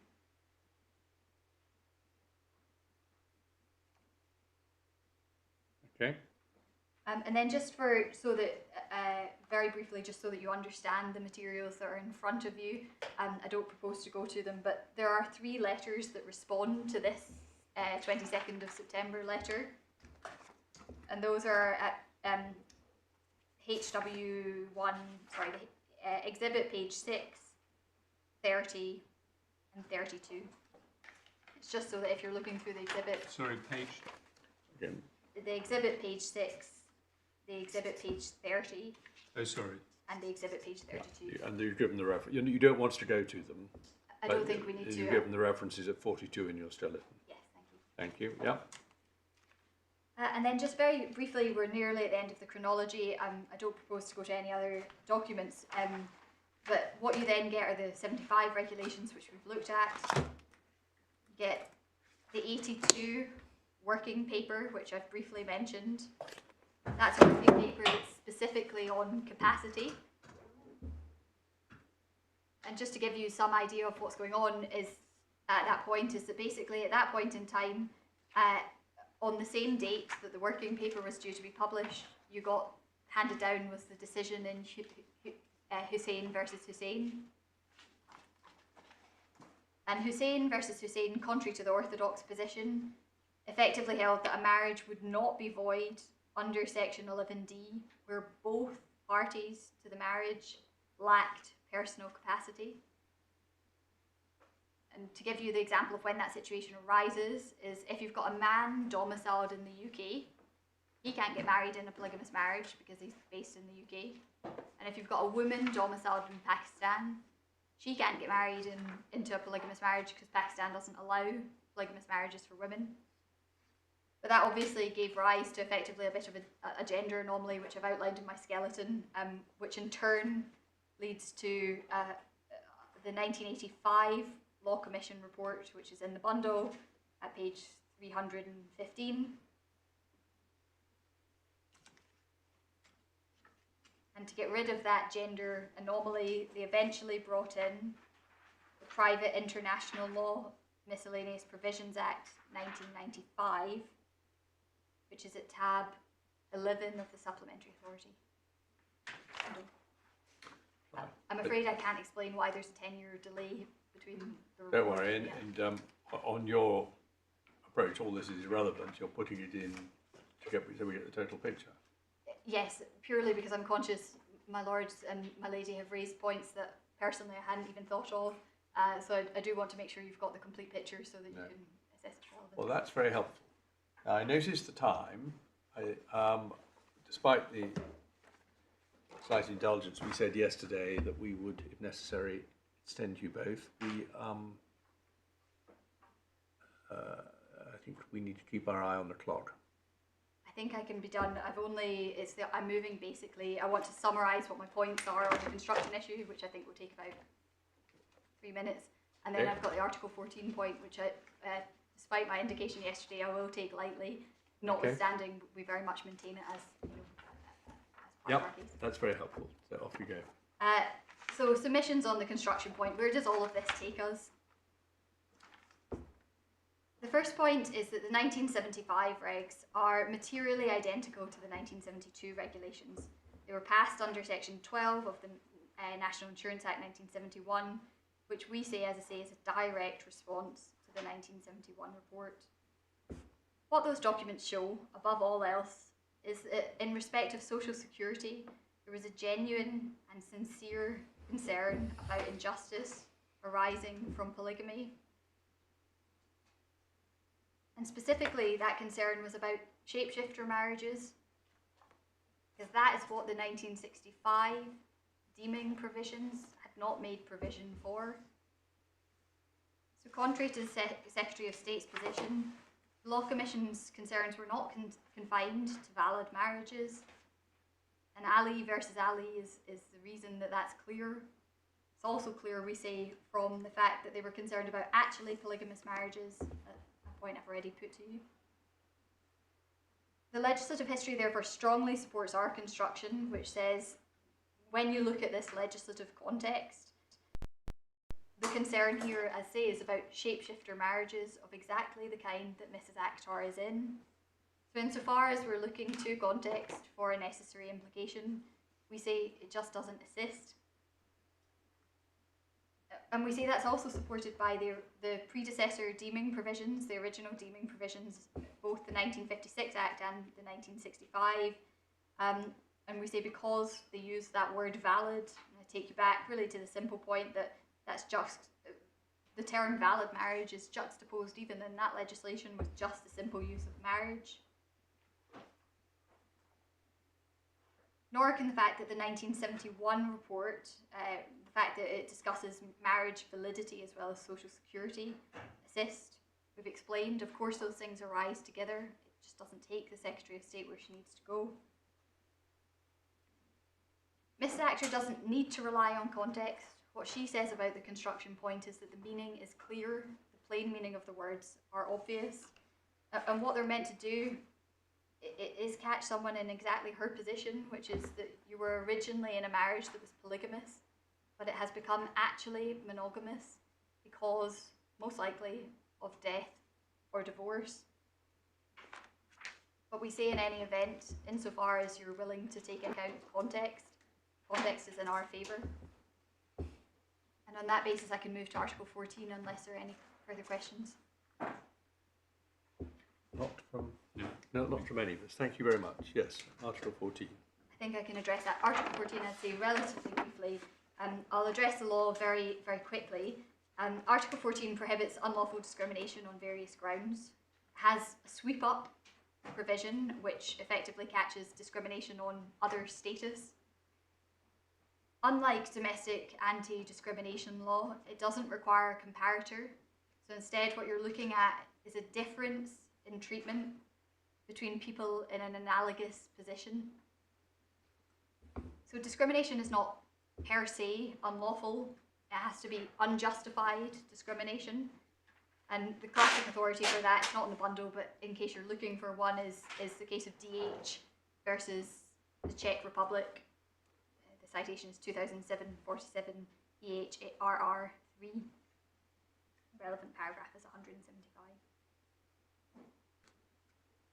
When you're addressing Article 14, there are 4 questions. I won't take you to it now, if I may. I'll come to it in turn, but Baroness Hale's judgment in McLaughlin summarises these at paragraph paragraph 15, which is tab 12 of the bundle, page 223. And the 4 questions that you ask are: firstly, are we in the ambit of the convention? Secondly, has there been any difference in treatment between 2 people in an analogous position? Thirdly, is the difference in treatment on the basis of an other status, a recognised other status? And fourthly, is there an objective justification? Final point, I think, just to say in sort of overview, is that Article 14 is parasitic. That means it can only be invoked alongside another convention right. Before the tribunal below, Mrs. Akhtar relied on Article 8 and Article 1 of the first, Article 1 of the first protocol, A1P1. On appeal, I think we're just looking at A1P1. It's not in dispute that the marriage between Mr. and Mrs. Akhtar, the second marriage, was valid in Pakistan. But more importantly, for the purposes of Article 14, was a religious marriage. And religious marriage is a recognised status under the convention. And for that purpose, I will take you very briefly, if I may, just to the authority of Yigit versus, and apologies, I'm going to butcher the name, versus Turkey. It's in the first authority bundle at tab 20.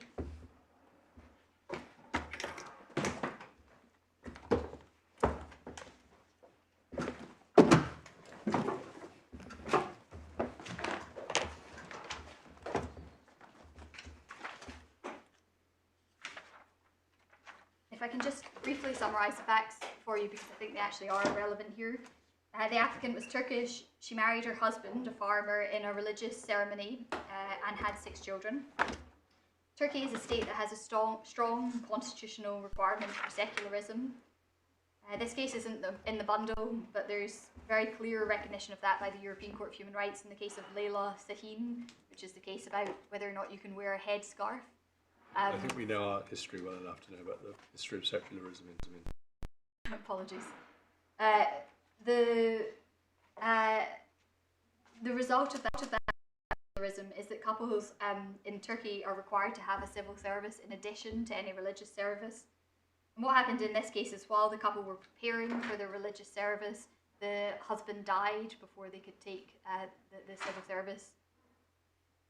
And the applicant brought proceedings. She was trying to get recognition of her marriage on the civil register, and also that her daughter, recognition of the fact that her daughter was her partner's son. The latter was granted, the former was not. But she then also sought a retirement pension fund, effectively a survivor's pension, similar to what we're looking at here, and health insurance based on her husband's health insurance entitlement, and that was refused. The court found that there was no violation of Article 14. As we'll see though, however, that's a decision highly rooted and highly peculiar to Turkey. And more pertinent for our purposes here is that it recognised religious marriage as another status. And that, for the note, is at paragraph 79 to 80 on page 443. Maybe worth very briefly just looking at that. If I can just see where we're going with this. If there was discrimination here, it had nothing to do with it being the ceremony in Pakistan being religious. It had to do with it being polygamous. So we, I suppose, don't accept that, which is effectively there is a correlation between those two things. They've entered into a religious ceremony in Pakistan. It is. But so what? I mean, in any kind of discrimination, you can only complain if the difference in status, to use convention language, or the difference in protected factor, to use domestic language, is the ground of the discrimination. But there can be a failure to properly perceive a relevant difference, and that's what's happened here, which is effectively the Secretary of State says, this has nothing to do with your religion, this is to do with the fact that you don't have a valid marriage. Yeah, you don't have a valid marriage, yeah, but that wouldn't be good enough. But say you don't have a valid, if you said you don't have a valid marriage because it was only religious, then you'd be in business. But the Secretary of State says you don't have a valid marriage because it was polygamous. But they entirely fail to recognise as relevant the fact that she is in a religious marriage. But it isn't relevant. But it must be, because... Why? Apologies, I don't mean to be... It must be because it is a feature of her marriage that distinguishes her from the cases that go before. Because the Secretary of State relies on... Factually it may, but I mean, but does it relevantly distinguish them? I mean, you might say the other people were all married in Dhaka, and these people were married in can't think of another Bangladeshi town for a moment. But sorry, we're not. Sorry, we're in West Pakistan anyway, aren't we? But you take my point. It's supposed to be the relevant feature of the marriage. What I don't, I think, accept. And the relevant feature here is polygamy against monogamy, isn't it? I just don't. So I think that's undoubtedly the relevant For the treatment. For 75, but regulations. I think what's difficult here is that for discrimination, you don't have to have had an active motive. We're not looking at. No, you have to have a ground. Exactly. Which is sometimes different from. Sometimes it's the same as a motive. Sometimes it isn't. But. And in this case, we definitely have a ground because she is relevant in a relevant way different to the other people that are being. Yes, but the ground has to be what causes the difference in treatment. And the ground here is that the marriage was polygamous. It could have been a secular polygamous marriage. I worry that we're adopting the sort of approach that we would adopt in domestic discrimination. I am, but I had no reason to believe you haven't shown that convention discrimination law is different. It's different, you've already said about a comparator, that I accept. I think it's relevantly different also in this respect because it, sorry, I need to get this clear because I think it's right, which is that as you say, you have to establish a ground, but unlike the domestic provisions which talk about, for example, to take the Equality Act, the Equality talks about you have to show what the reason for the Discrimination Act is, but there's no such requirement here. What you have to show is that there is a difference in treatment between two people who are in an analogous position. And that's exactly what we have. We have a difference in treatment between a religious marriage and an ordinary marriage. Well, isn't your better point that you've got an analogous situation between parties who would be deemed to be in a monogamous marriage on Miss Leventhal's submissions because they're in a validly recognised or a recognised valid marriage according to UK law, and those who are in a polygamous marriage which is not recognised as valid by UK law. They've gone through the same ceremony. I don't think then there would be discrimination on a convention ground because... Right. So isn't that the true analogy, though, which leads you to say then there's no discrimination? I don't think... I disagree, and the reason I disagree is I think that empties religious state marriage of all content, which is that there is a recognised status of religious marriage in the convention, and what we're looking at here is a difference in treatment.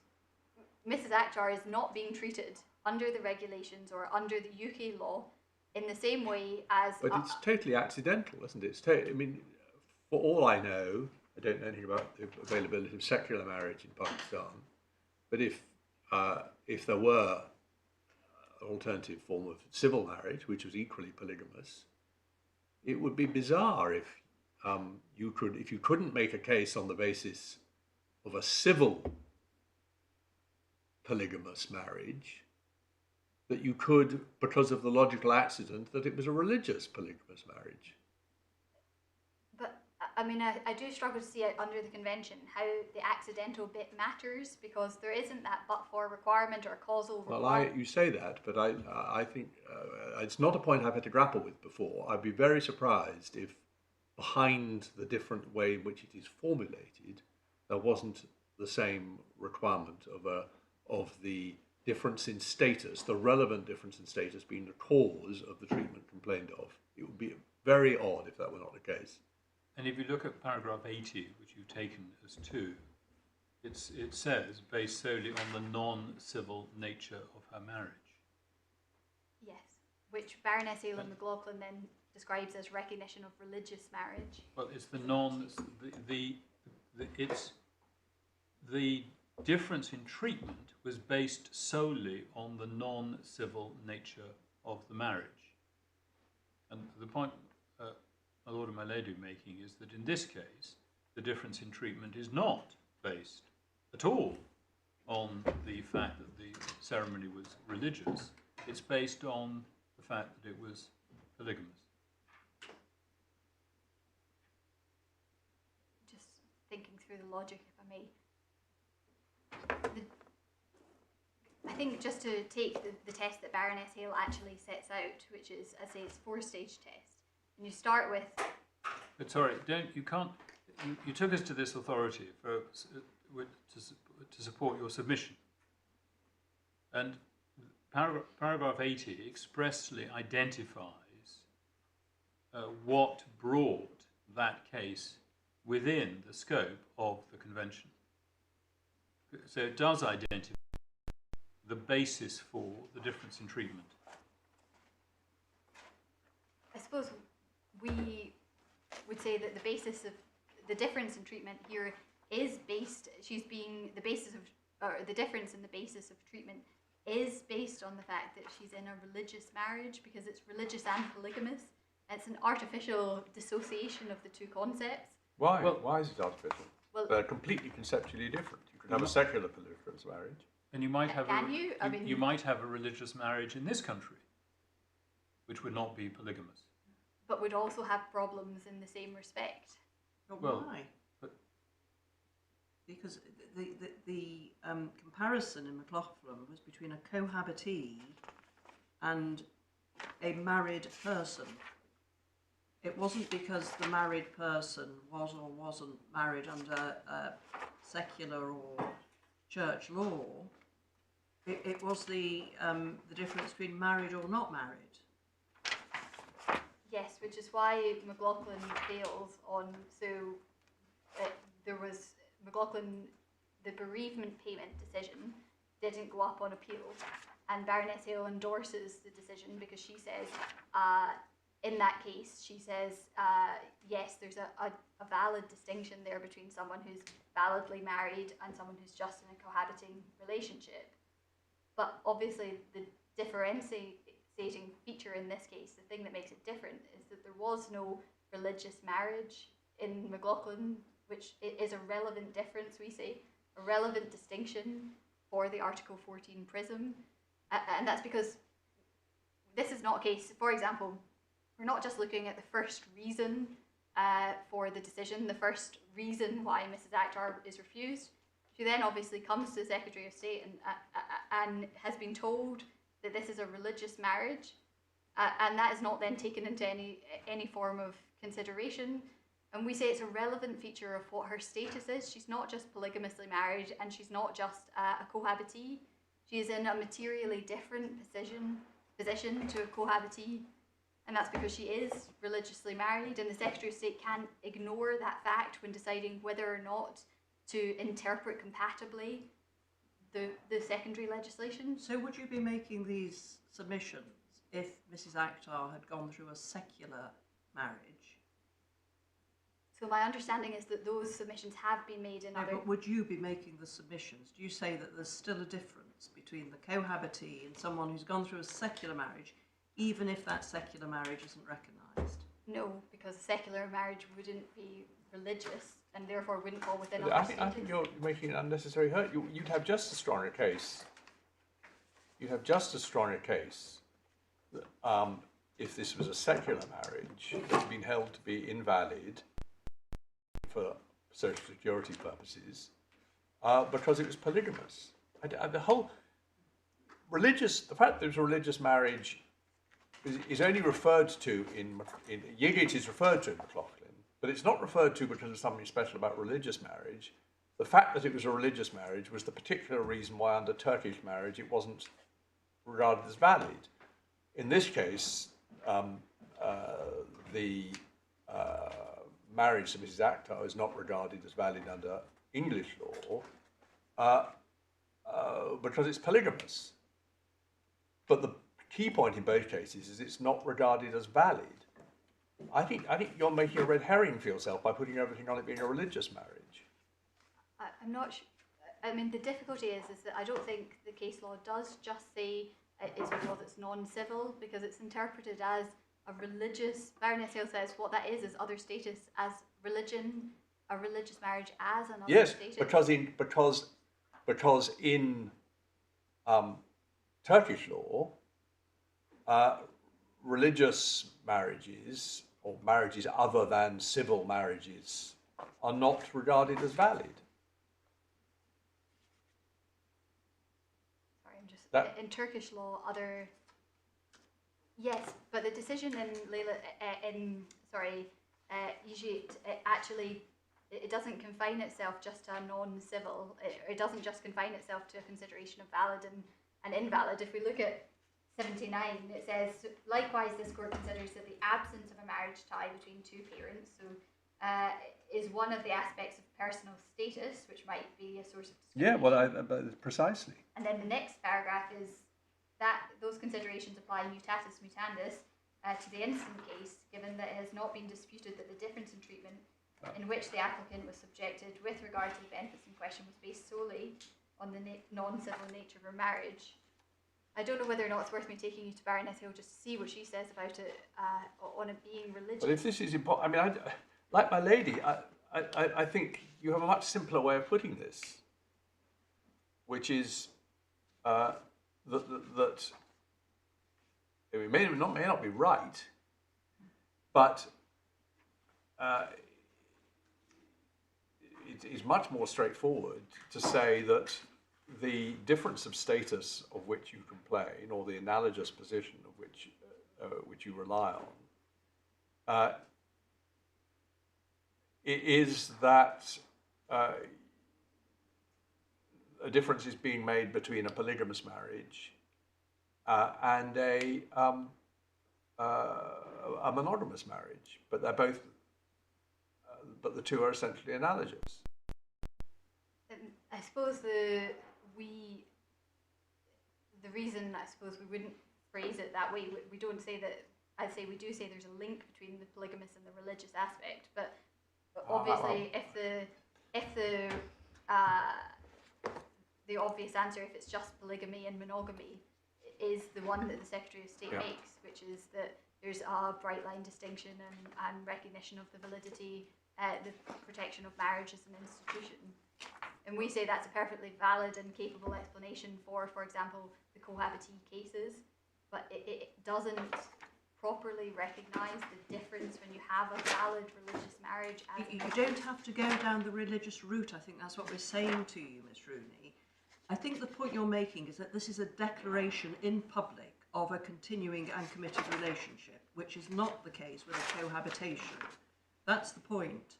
And I think what we're saying to you is that you're hanging every coat on the hook of a religious ceremony, but there will be ceremonies that are celebrated according to different rites, which may not be religious. And in Turkey it mattered, because without the without the secular aspect of the marriage, it was not deemed to be a marriage. In Pakistan, the polygamous nature of the marriage, in whatever way celebrated, in whatever part of Pakistan, is recognised as a marriage. So when we get to the analogous treatment, you are saying there is a difference between monogamous and polygamous, and the monogamous is actually deemed monogamous, if this is what the Secretary of State is going to say, that it's a polygamous marriage that is then deemed to be polygamous. But it's a different treatment. I mean, I very much hear the points, and I can see the way the judicial wind is blowing.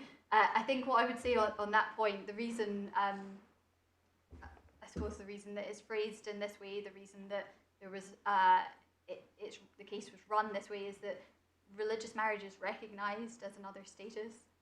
To the best of my knowledge, I haven't seen recognition of that, of polygamous marriage. So I suppose, if and insofar, if I had to reformulate my submissions, it would be recognising the points raised. It would be that polygamous marriage could be another. You see, I'm not even sure you're right about. I've just been looking at McLaughlin. It's not that religious marriage is regarded as a different status. It's ineffective marriage can sometimes be a relevant status. That's how Lady Hale puts it at para 31. She does refer to religious marriage. Sorry. Yeah, but that's because it was a religious marriage. That's what led to it being invalid in that particular case. If you look at para 31 of McLaughlin, the proposition she starts with, it's well established both in Strasbourg and domestically that not being married can be a status just as much as being married can be. In Yigit, for example, the Grand Chamber held the absence of a marriage tie between two parents is one of the aspects of personal status. It may be a source of discrimination prohibited by Article 14. Now, it's true, I'm sure if you go on, you'll find references to being a religious marriage, because those were the facts. That's what made there wasn't a religious tie. It wasn't a marriage tie. Anyway, I think we've probably taken this as far as we can. We hear what you say about this. Can't say what both my lord and my lady think, but you know what I think. I think we better get on to the other aspects of the Article 14. Yes, of course. I suppose just to round up, I suppose, on that point, is purely to say, it's run as religious marriage. If my lord and my lady very much, I think, have steered me towards the differences, one based on polygamous and non-polygamous, and actually differences between polygamous marriages under the 75 regs. If that's the case, I think my reformulated submission is that could be another status under the... Yes, so I hadn't really focused, I'm bound to say, on that not being your case. I'd always thought it was simply absence of a valid marriage, square brackets, because polygamous. It definitely, I suppose, in honesty, it wasn't my case until now. And I say that purely because we had... It's very honourable of you, Ms. Rooney. Religious. We'll let you make that case. Recognition of the religious element.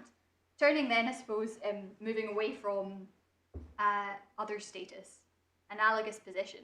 I think you've got my submission on it already from the skeleton, from what we've been discussing, which is that we say Mrs. Akhtar is not in an analogous position to just a mere cohabitee, and that's the way that she's being treated. She's been treated as if she's someone who's just a mere cohabitee because her marriage is deemed or is treated as not valid, because her marriage is not valid.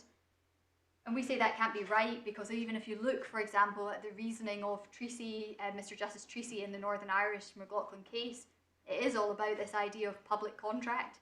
So it was valid in that case to treat someone, a cohabitee, differently to a married, because they weren't engaging in that public contract with the world. And we say that's quite different here, and perhaps the best point in that respect, coming back to the better way that my lord and my lady have put my own case, which is that effectively this is a valid marriage in Pakistan, and that in and of itself is relevant when you're talking about the fact that you have a public contract. There is a public contract, it's just not a UK valid public contract. So these are people that are not just living as man and wife in the way that cohabitees are, they are people that are man and wife per the laws of another country. And we say that that is a valid thing and a reason why Mrs. Akhtar is not in an analogous position to a mere cohabitee. And the failure again to recognise that is effectively to empty that of content. That would apply in respect of every ground on which a marriage is not recognised. Only insofar as they were properly recognised as a public contract. And I can see that in some of those respects there would be a very proper argument to be run, for example, on justification on public policy. So say, for example, you were under 11B and you had entered a bigamous marriage.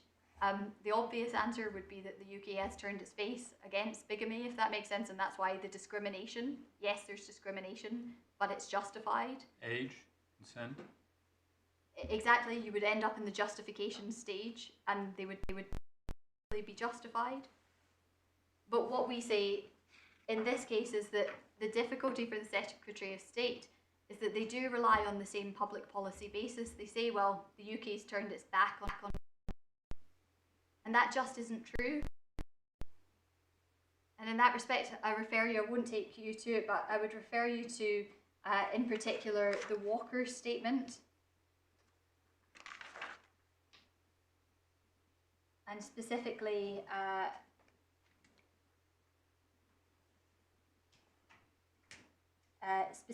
paragraph 91 on of Walker, where it sets out all the circumstances in which the UK do recognise Where's that in polygamy. the bundle? Yes, pardon me, it's the Walker bundle. Yes, can you give us the reference? Yes, pardon me.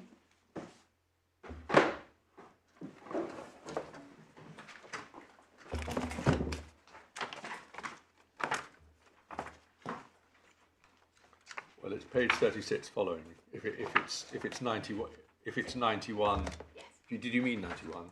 Yes. So page 36, I just say open. It's big tab 2. Is this the exhibits? No, it's in the statement itself. It's paragraph 91 of the Walker statement. Yes, rather confusingly though, the bundle has been labelled exhibits, but in fact it's more than just exhibits. It has the witness statement itself at the very front. So it's the Helen Walker exhibits bundle, tab 2, Yes. page 91, paragraph 91. Yes. It's not actually tab 2. It's before you get to the tabs. It's Isn't that big right? tab 2 in my bundle, but not little tab 2. Oh, perhaps other people's tabs are different, but the way my bundle is set out is the witness statement comes first without any tabs. The exhibits then start and they are tabbed. But anyway, we know what you're referring to. I'll find it. Apologies. I think just to run through very briefly, the justification put forward by the Secretary of State, you've heard my submissions on analogous position. We say it's a public contract, it is different. Yes, lots of public contracts could be caught under the other invalid provisions under section 11D, but we say the problem they would encounter is the obvious one at justification, but that justification falls down here. And the first is in terms of the primary of legal marriage and the validity versus invalidity distinction. As I say, the primacy of legal marriage idea is well encapsulated by Mr. Justice Treacy in McLaughlin in the Northern Irish High Court, and as they endorsed by Baroness Hale, who said that's all about recognition of a public contract. We say there is a public contract. The second is this idea of public policy against polygamy. I've given you the reference, the Walker Statement, paragraph 91 onwards. We just say it just isn't, it can be arguable in this case that the UK has set a genuine, set its back against polygamy. It's very clear that it recognises polygamy in many cases and in many circumstances. And I would also in that respect just refer you to paragraph 51(1) of my first skeleton, which for example recognises the fact that UK law for immigration purposes, section 2 of the Immigration Act 1988, very much recognises polygamous spouses for immigration purposes. We cannot have that kind of Janus-based approach when deciding what we abhor and we don't. The third justification put forward by the Secretary of State is a bright line rule. So you need a bright line rule between legal, valid and invalid marriage. The simple answer to that is the one identified by the judge, which that may very well be true, but there isn't a bright line rule here. And the reason there isn't is because this is all premised on domicile, and that's distinctly muddy. The fourth argument put forward by the Secretary of State is what's called the beverage contributory principle. And what we say in response to that is that, as Judge Whiteley recognised, effectively the landscape has changed so dramatically since effectively the reforms, the beverage reforms. They've already changed, so we can't hark back and effectively try and pin it to a time that doesn't exist. And Secretary of State says, well, that's the judge straying into policy. And we say, no, the judge isn't saying what the courts should do or the law should do. It's saying what it's already done. And then finally, the Secretary of State has relied on administrative difficulties. They say, well, effectively, it would be very difficult. It's not like a cohabiting relationship where it's not a legal valid marriage. You can easily establish whether or not it's valid or whether or not it's a marriage. And they say it's much harder with polygamy. And we say it just isn't comparable, for example, to, in this respect, we're much more analogous to a married couple than we are a cohabiting couple. It's obviously incredibly difficult to determine the nature and the length and the duration of a cohabiting relationship and ascribe a value to it. But for a valid marriage, for example, in this case, as celebrated in Pakistan, there are clear marriage certificates. The marriage certificate is in the bundle. This is not going to be a terrible administrative exercise. And indeed, I note that this is an exercise in any event that the Secretary of State already does. They already worked out what the religious status of Mrs. Akhtar's marriage is. And to that, I refer you to the statement of Anila Nazim. It's in tab 14 of the supplementary bundle. It describes the work of the slightly Orwellian sounding relationship validity unit. The simple point is this isn't the judge dismissing. He's not saying, no, there'll be no administrative inconvenience. He's saying you're already undertaking that task, so it's not a valid justification. Which paragraph is that in her statement? In the witness, Yes. I'll just take you there.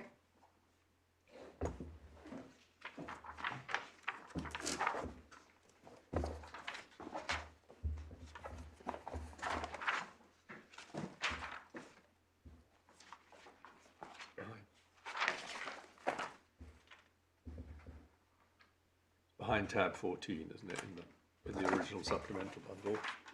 It says paragraph 26. It's 24 to 26.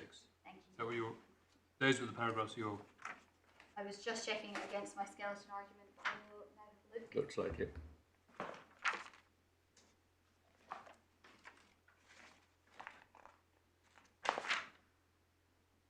That must be it, I think. Yes, that's it, Yep. exactly. Thank you. And the last reason for justification offered was the case of Yijit itself, which the Secretary of State says, well, it was determined against you in that case. It should be determined against here. And we say facts are very different. That was all about secularism in Turkey, an important principle. For all of those reasons, we say the judge's decision was right. And we also say there was no basis for the criticism that we heard of the judge having failed to apply the manifestly without reasonable test. The test itself is obviously not in dispute, and should you require an authority for that test, it's the DA case, DA versus the Secretary of State for Work and Pensions, 2019 1 Weekly Law Reports 3289. But what we say in this case is it just doesn't go anywhere. The judge expressly applied the manifestly without reasonable test, and that's paragraph 72 of the decision. And faced with that dilemma, the Secretary of State effectively changes the position and says, well, they didn't in fact apply the test. And the criticism, I think, amounts to the fact that the judge is said not to have deferred to the policy reasons of the Secretary of State. And we say, with respect, therefore, it can't be right that a judge, even under the manifestly without reasonable test, foundation test, has to just wave through an assertion of policy. And for authority for that, we refer you to Langford versus Secretary of State for Defence, which is in the first authority bundle at tab 14. Paragraph? I think it's just the reading of the judgment generally. It's a case where... well, I think this is trite law. I mean, the manifesto without reasonable foundation doesn't mean that you don't scrutinise it at all. It's just you allow a much wider, I'm not allowed to say margin of appreciation, but I'll say it, a much wider margin of appreciation. Exactly, and I think it's the reason I refer you to that case is it was a cohabitee who applied for an army pension, but he basically the man was still married to a wife, but they had been estranged for about 17 years.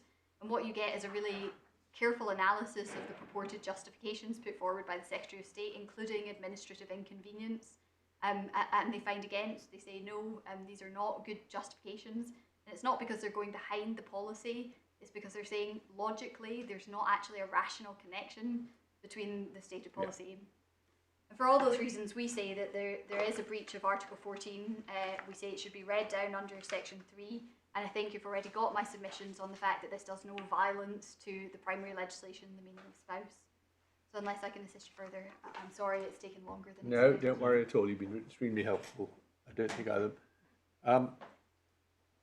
Ms. Leventhal, if your reply is going to be as succinct as I'm sure it is, I think we'd rather sit on and hear it. If you were about to tell us you're going to be an hour or even half an hour, we might think twice. I am very happy to proceed on that basis because I have short points which I'm hoping I can do within 15 minutes. That sounds excellent. Yes. Well, that would be even better. But say whatever you feel you need to say. There's no time Thank you, pressure. my lord. Right.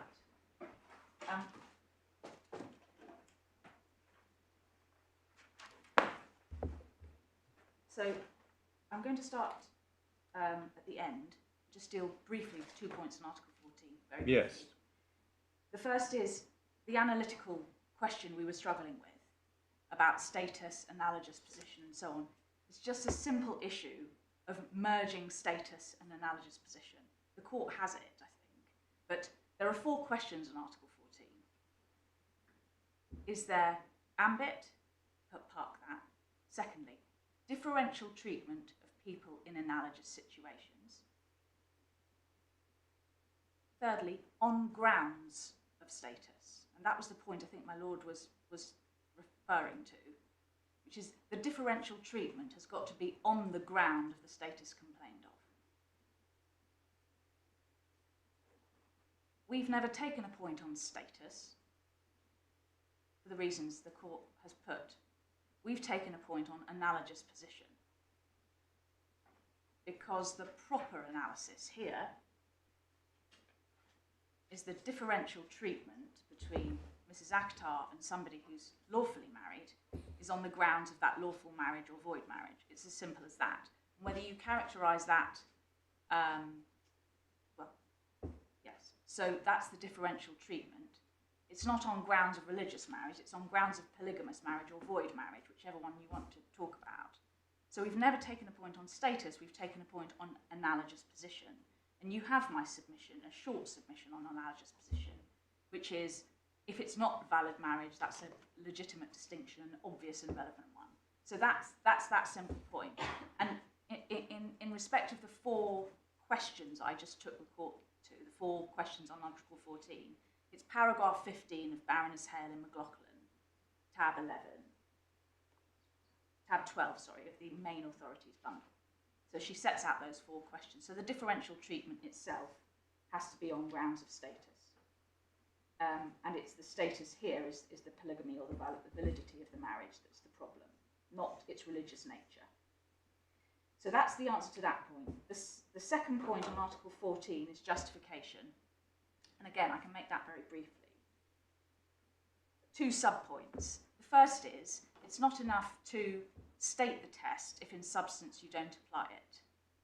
So if you say, I understand the test is manifestly without reasonable foundation, but then you second guess and disagree and say not persuasive enough for each point, you're not giving the appropriate manner of respect to the judgment of the Secretary of State. And that is in truth, for the reasons set out in our skeleton argument, what Upper Tribunal Judge Whiteley did. So that's that point. The second point I wanted to come back on was my learned friend says the Secretary of State and the regulations have not set their face against polygamy. See paragraph 91 of Ms. Walker's statement, which talks about other benefits. There's a critical point here. Those other benefits are not based on marriage. Where marriage is concerned, it has to be one which is valid. That's the critical point. So that's the line, and it is a bright line. Domicile or not, it is a bright line. So that's my point on justification. So I'll put Article 14 to one side. Very briefly, she also made reference to immigration. Yes, that's also addressed in the witness statement. And I think for the purposes of my benefits analysis, we simply say that when you're looking at entitlement, you have a straightforward line between a valid and a non-valid marriage. Immigration is a separate set of considerations about whether or not somebody should be able to come into the country, which doesn't relate to the Secretary of State's regulations in this particular context. Is that a circumstance in which the state does give recognition to polygamous marriages? In certain circumstances it does.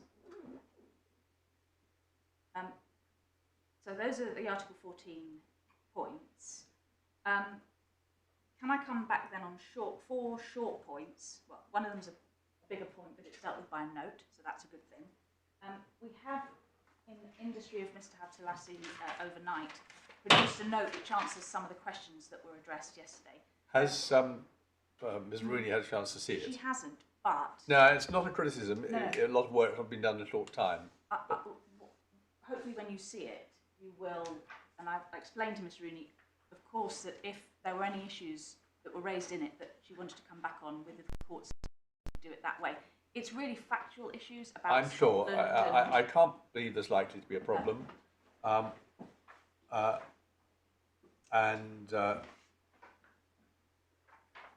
tell you what we'll do. I forget quite where we've ended up on this. I think for social distancing reasons, we are told not to entertain stuff handed up during the hearing. I'm quite sure why that is logically necessary, but I think better safe than sorry.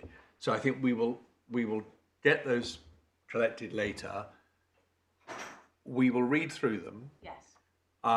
We will give Ms. Rooney the opportunity to say, because you're not going to get a judgment straight away, to say if there are any points, to say, put in a short note of any points that she disagrees with. But given the sort of points, these are the points we raised yesterday. Yes. Shall I just tell you? Tell us what they are, yes. And then we can email the note, and then the bundle can stay in quarantine, as it were, until it's safe in a few days. it was the relevance of the statutory provisions. Remember, I took you to sections 36 and section 39A of the 1992 Yes. Act, and your Lordship just wanted to make sure we had the relevant provisions and the relevant commencements. We've set that out. Very helpful. And cross-referred to the relevant tab. The second point was, I said I would give you chapter and verse on the announcement about the remedial order for McLaughlin. Yes. Done that. Well done. Number 3 is Scotland. Yes. Now, my learned friend, Leonard Jr., has done his best researches, and I've looked at them. We are happy that we are trying to assist the court on the position in Scotland, taking you through what we have. We're not going to set ourselves up as Scottish lawyers, No. but I think we do just need to Be aware. be aware. Well, and what we've done is we've tracked it through the provisions you do have where they deal with Scotland and cross-referred to the cases, just so that you've got what we understand to be the relevance of the Scottish Very position. helpful. And then the final question related to the effectiveness in Pakistan of a talaq, had that been the way it was addressed. And again, we have reached the conclusion, not that it's directly relevant for the facts, but I think my lady wanted to understand what the position was specifically in relation to Pakistan. We've tried to address that, and the upshot is that as far as UK law is concerned, it obviously didn't have a relevant effect, we know that. But as far as Pakistani law concerned, it would have been subject to notification to the chairman of the Union Council, and it's not clear whether or not that occurred.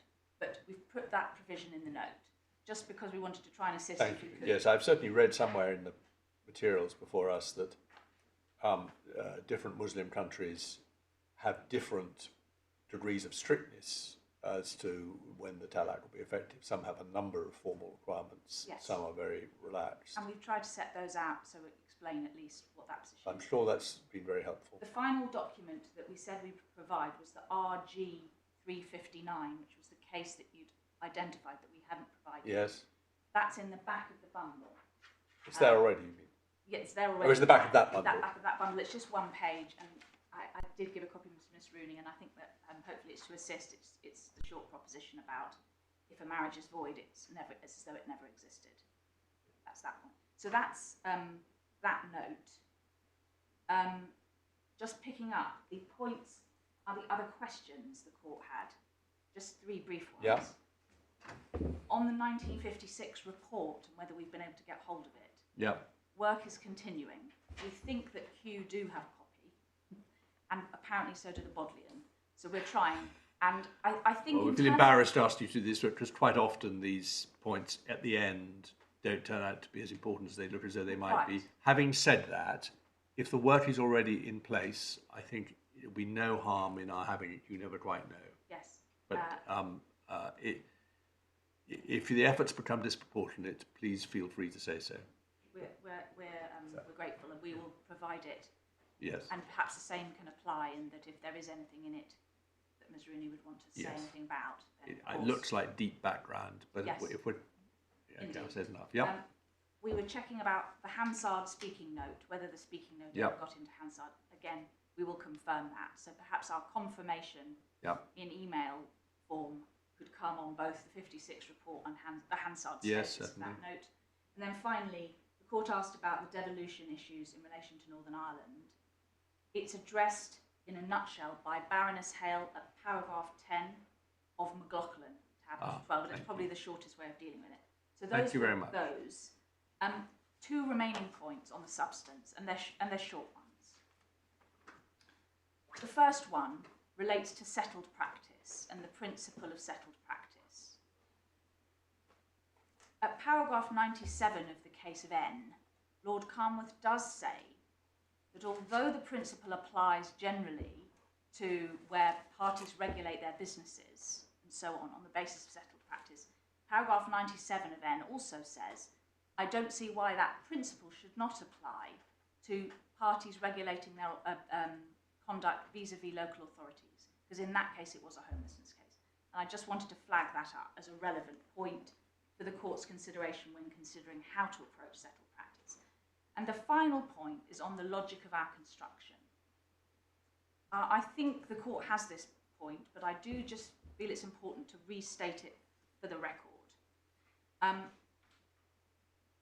It was suggested in questioning and in answers that if my construction is correct, the regulations would serve no purpose. That's not right. The regulations serve a purpose, even if they only apply, as I say, to valid polygamous marriages, valid under UK law, because the line is domicile. And so a polygamous marriage entered into when a person is domiciled in the UK is not caught by the regulations, but a polygamous marriage entered into when a person is not domiciled in the UK would be caught by the regulations. And that was why in the examples I gave Can you say yesterday, that again? a polygamous marriage, so potentially or actually, polygamous marriage entered into when a person is domiciled in the UK is not caught by the regulations, so it's not included within them. And a polygamous marriage, which is entered into when a person is domiciled outside of the UK, is caught by the regulations. That's my line. Yeah. And so therefore the regulations, even on my analysis, still serve a purpose because they concern the nature of the polygamous marriage and whether it is in fact monogamous. Sorry, you started the submission with saying they serve a purpose, even if they only apply to valid marriages. Correct. And the reason was because I think my lord asked a question of Miss Rooney, which was to say, if you're right, what purpose would these regulations serve at all? Would they apply at all to a class of marriages? And I say, yes, they would apply to a class of marriages. They would apply to a marriage entered into, for example, in Pakistan, Yes, which is polygamous because it's under a law permitting polygamy, yes, but but valid. valid. But yes. Sorry. Yes. So that's Why do you need them if it's valid? Because Because on your analysis of the meaning of the word spouse, the parties would be spouses because under English law it's a valid marriage. yes, but they may be polygamous marriages.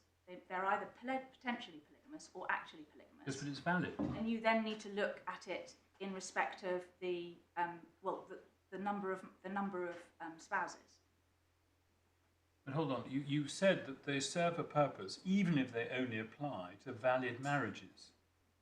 Yes, even if they apply to marriages entered into when a person is domiciled outside of the UK, Only apply to valid marriages. because you're looking at validity under UK law. Yes, but if your primary submission is that spouse in the primary legislation means a party to a marriage recognised in English law as a valid marriage. Yes. So if that is right, and your submission in respect of the regulations is right, what purpose do they serve? Fine, I think Around- my lord and I around- might be at cross purposes, and I'm probably not going to improve upon the answer I've given already. No, I'm sure it's me, but I don't. No, I don't think we're going to get over that gulf. But is this your point? Perhaps is it your point? No, you will. It will still serve a purpose for such a marriage, Yes. i.e., a marriage within 11D, Yes. because you've then got. No, I still didn't. I was about to say because you'll then still need the provisions of Reg 2.2, but To you won't decide because whether or not no they're- such case could ever arise under 11D, could it? No, because 11D only applies to marriages entered into outside of the UK. Yes. Yes. When one of the parties is It's domiciled. domiciled here. Yes. So if a party is domiciled there, Yes. then I mean, 11D doesn't do anything to the marriage. Take this case. The regulations don't apply to the deceased's first marriage because it's a valid marriage. Or do you say they do because it's a polygamous marriage? It's a polygamous marriage under the regulations. So Yes. the regulations apply to the first marriage. Yes? Yes. But don't apply on your construction to to the second marriage? It depends on whether the person's domiciled in the UK. No, in this case. No, they don't apply to the second. Well, they do apply to the second marriage, but because it's sorry, as I say, I don't think we're going to get over this gulf. And I'm sorry, I shouldn't have gone down this route at nearly 1:20. If the marriage is valid, take your time. Sorry, if the marriage is valid, if the marriage is entered into when a person is domiciled in the UK, so the second marriage in this case, that marriage is void. And so you can't get through Regulation 2 as a result of it. That's why. So exactly. So on your construction, the regulations do apply to the first marriage in this case, which is a marriage which is recognised as valid in any event under English law, but don't apply to the second marriage.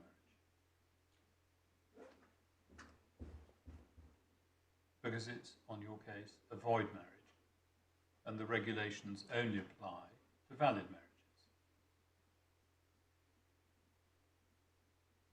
Yes, that must be right.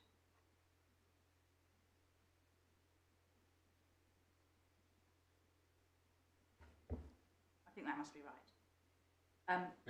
Yes. Which I think may So beg the question, but yes. So if one looks at the working paper and the report and other documents which identify situations which, in the view of the authors, would cause unfairness or injustice,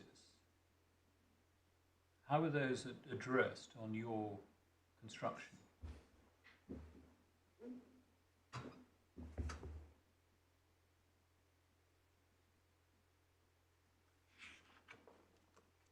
I don't think I have a good answer to that question that I can give the court right now.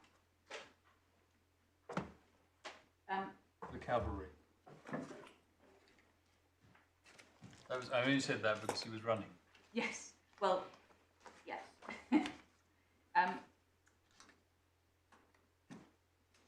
The final point that I needed to come back on was my Lord asked a question about the 1992 Act, my Lord Justice Underhill. The reference in the regulations to 75 Act or other acts construed. Yes. The 75 Act was repealed and replaced by the 1992 Act, so I think the straightforward answer is that under the Interpretation Act you treat it as a reference to the 1992 Act. Oh, I see. Yes, I see. Construed. It's just so it's when there's construed a reference together with. Yes. Effectively means well, a replacement. Yes, and there's an actual reference to the Social Security Act 1975, which has now been replaced by the 1992 Act to all intents and purposes because it's the same. I'm sure. Yes. I don't for a moment think it's a problem. I just wonder what the technical answer was. Indeed. So those are the points in reply. I'm sorry I've taken slightly. No, don't worry at all. Time. You told me if you were given 3 more minutes, we can't give you indefinite time. You could answer my Lord's question. We would give them to you, but I think the answer is that's not going to help. I don't think it is. No. So I think those are everything. So the only points on which we will follow up in writing briefly are Hansard and or if Q, I don't know whether Q is closed at the moment. That may be the problem, but that's right. Well, it has been closed. That was the original problem. Apparently now it may not under Tier 3 be open. Let's see. Movable feast. Thank you very much. Well, I've said it before, but I think it's worth saying again. I thought there were excellent skeleton arguments and excellent oral presentation, and that's credit not only to those who had speaking roles, but to those who haven't, and not only those in court, but others behind them, no doubt. Thank you very much. We will, of course, be reserving our judgments, I think, with experienced counsel, and at 1:22, I am not going to go through the rigmarole about exactly what happens. You both know it very well. If you can get those materials to us as soon as possible, but I don't think there's any risk we'll need them by the end of the week.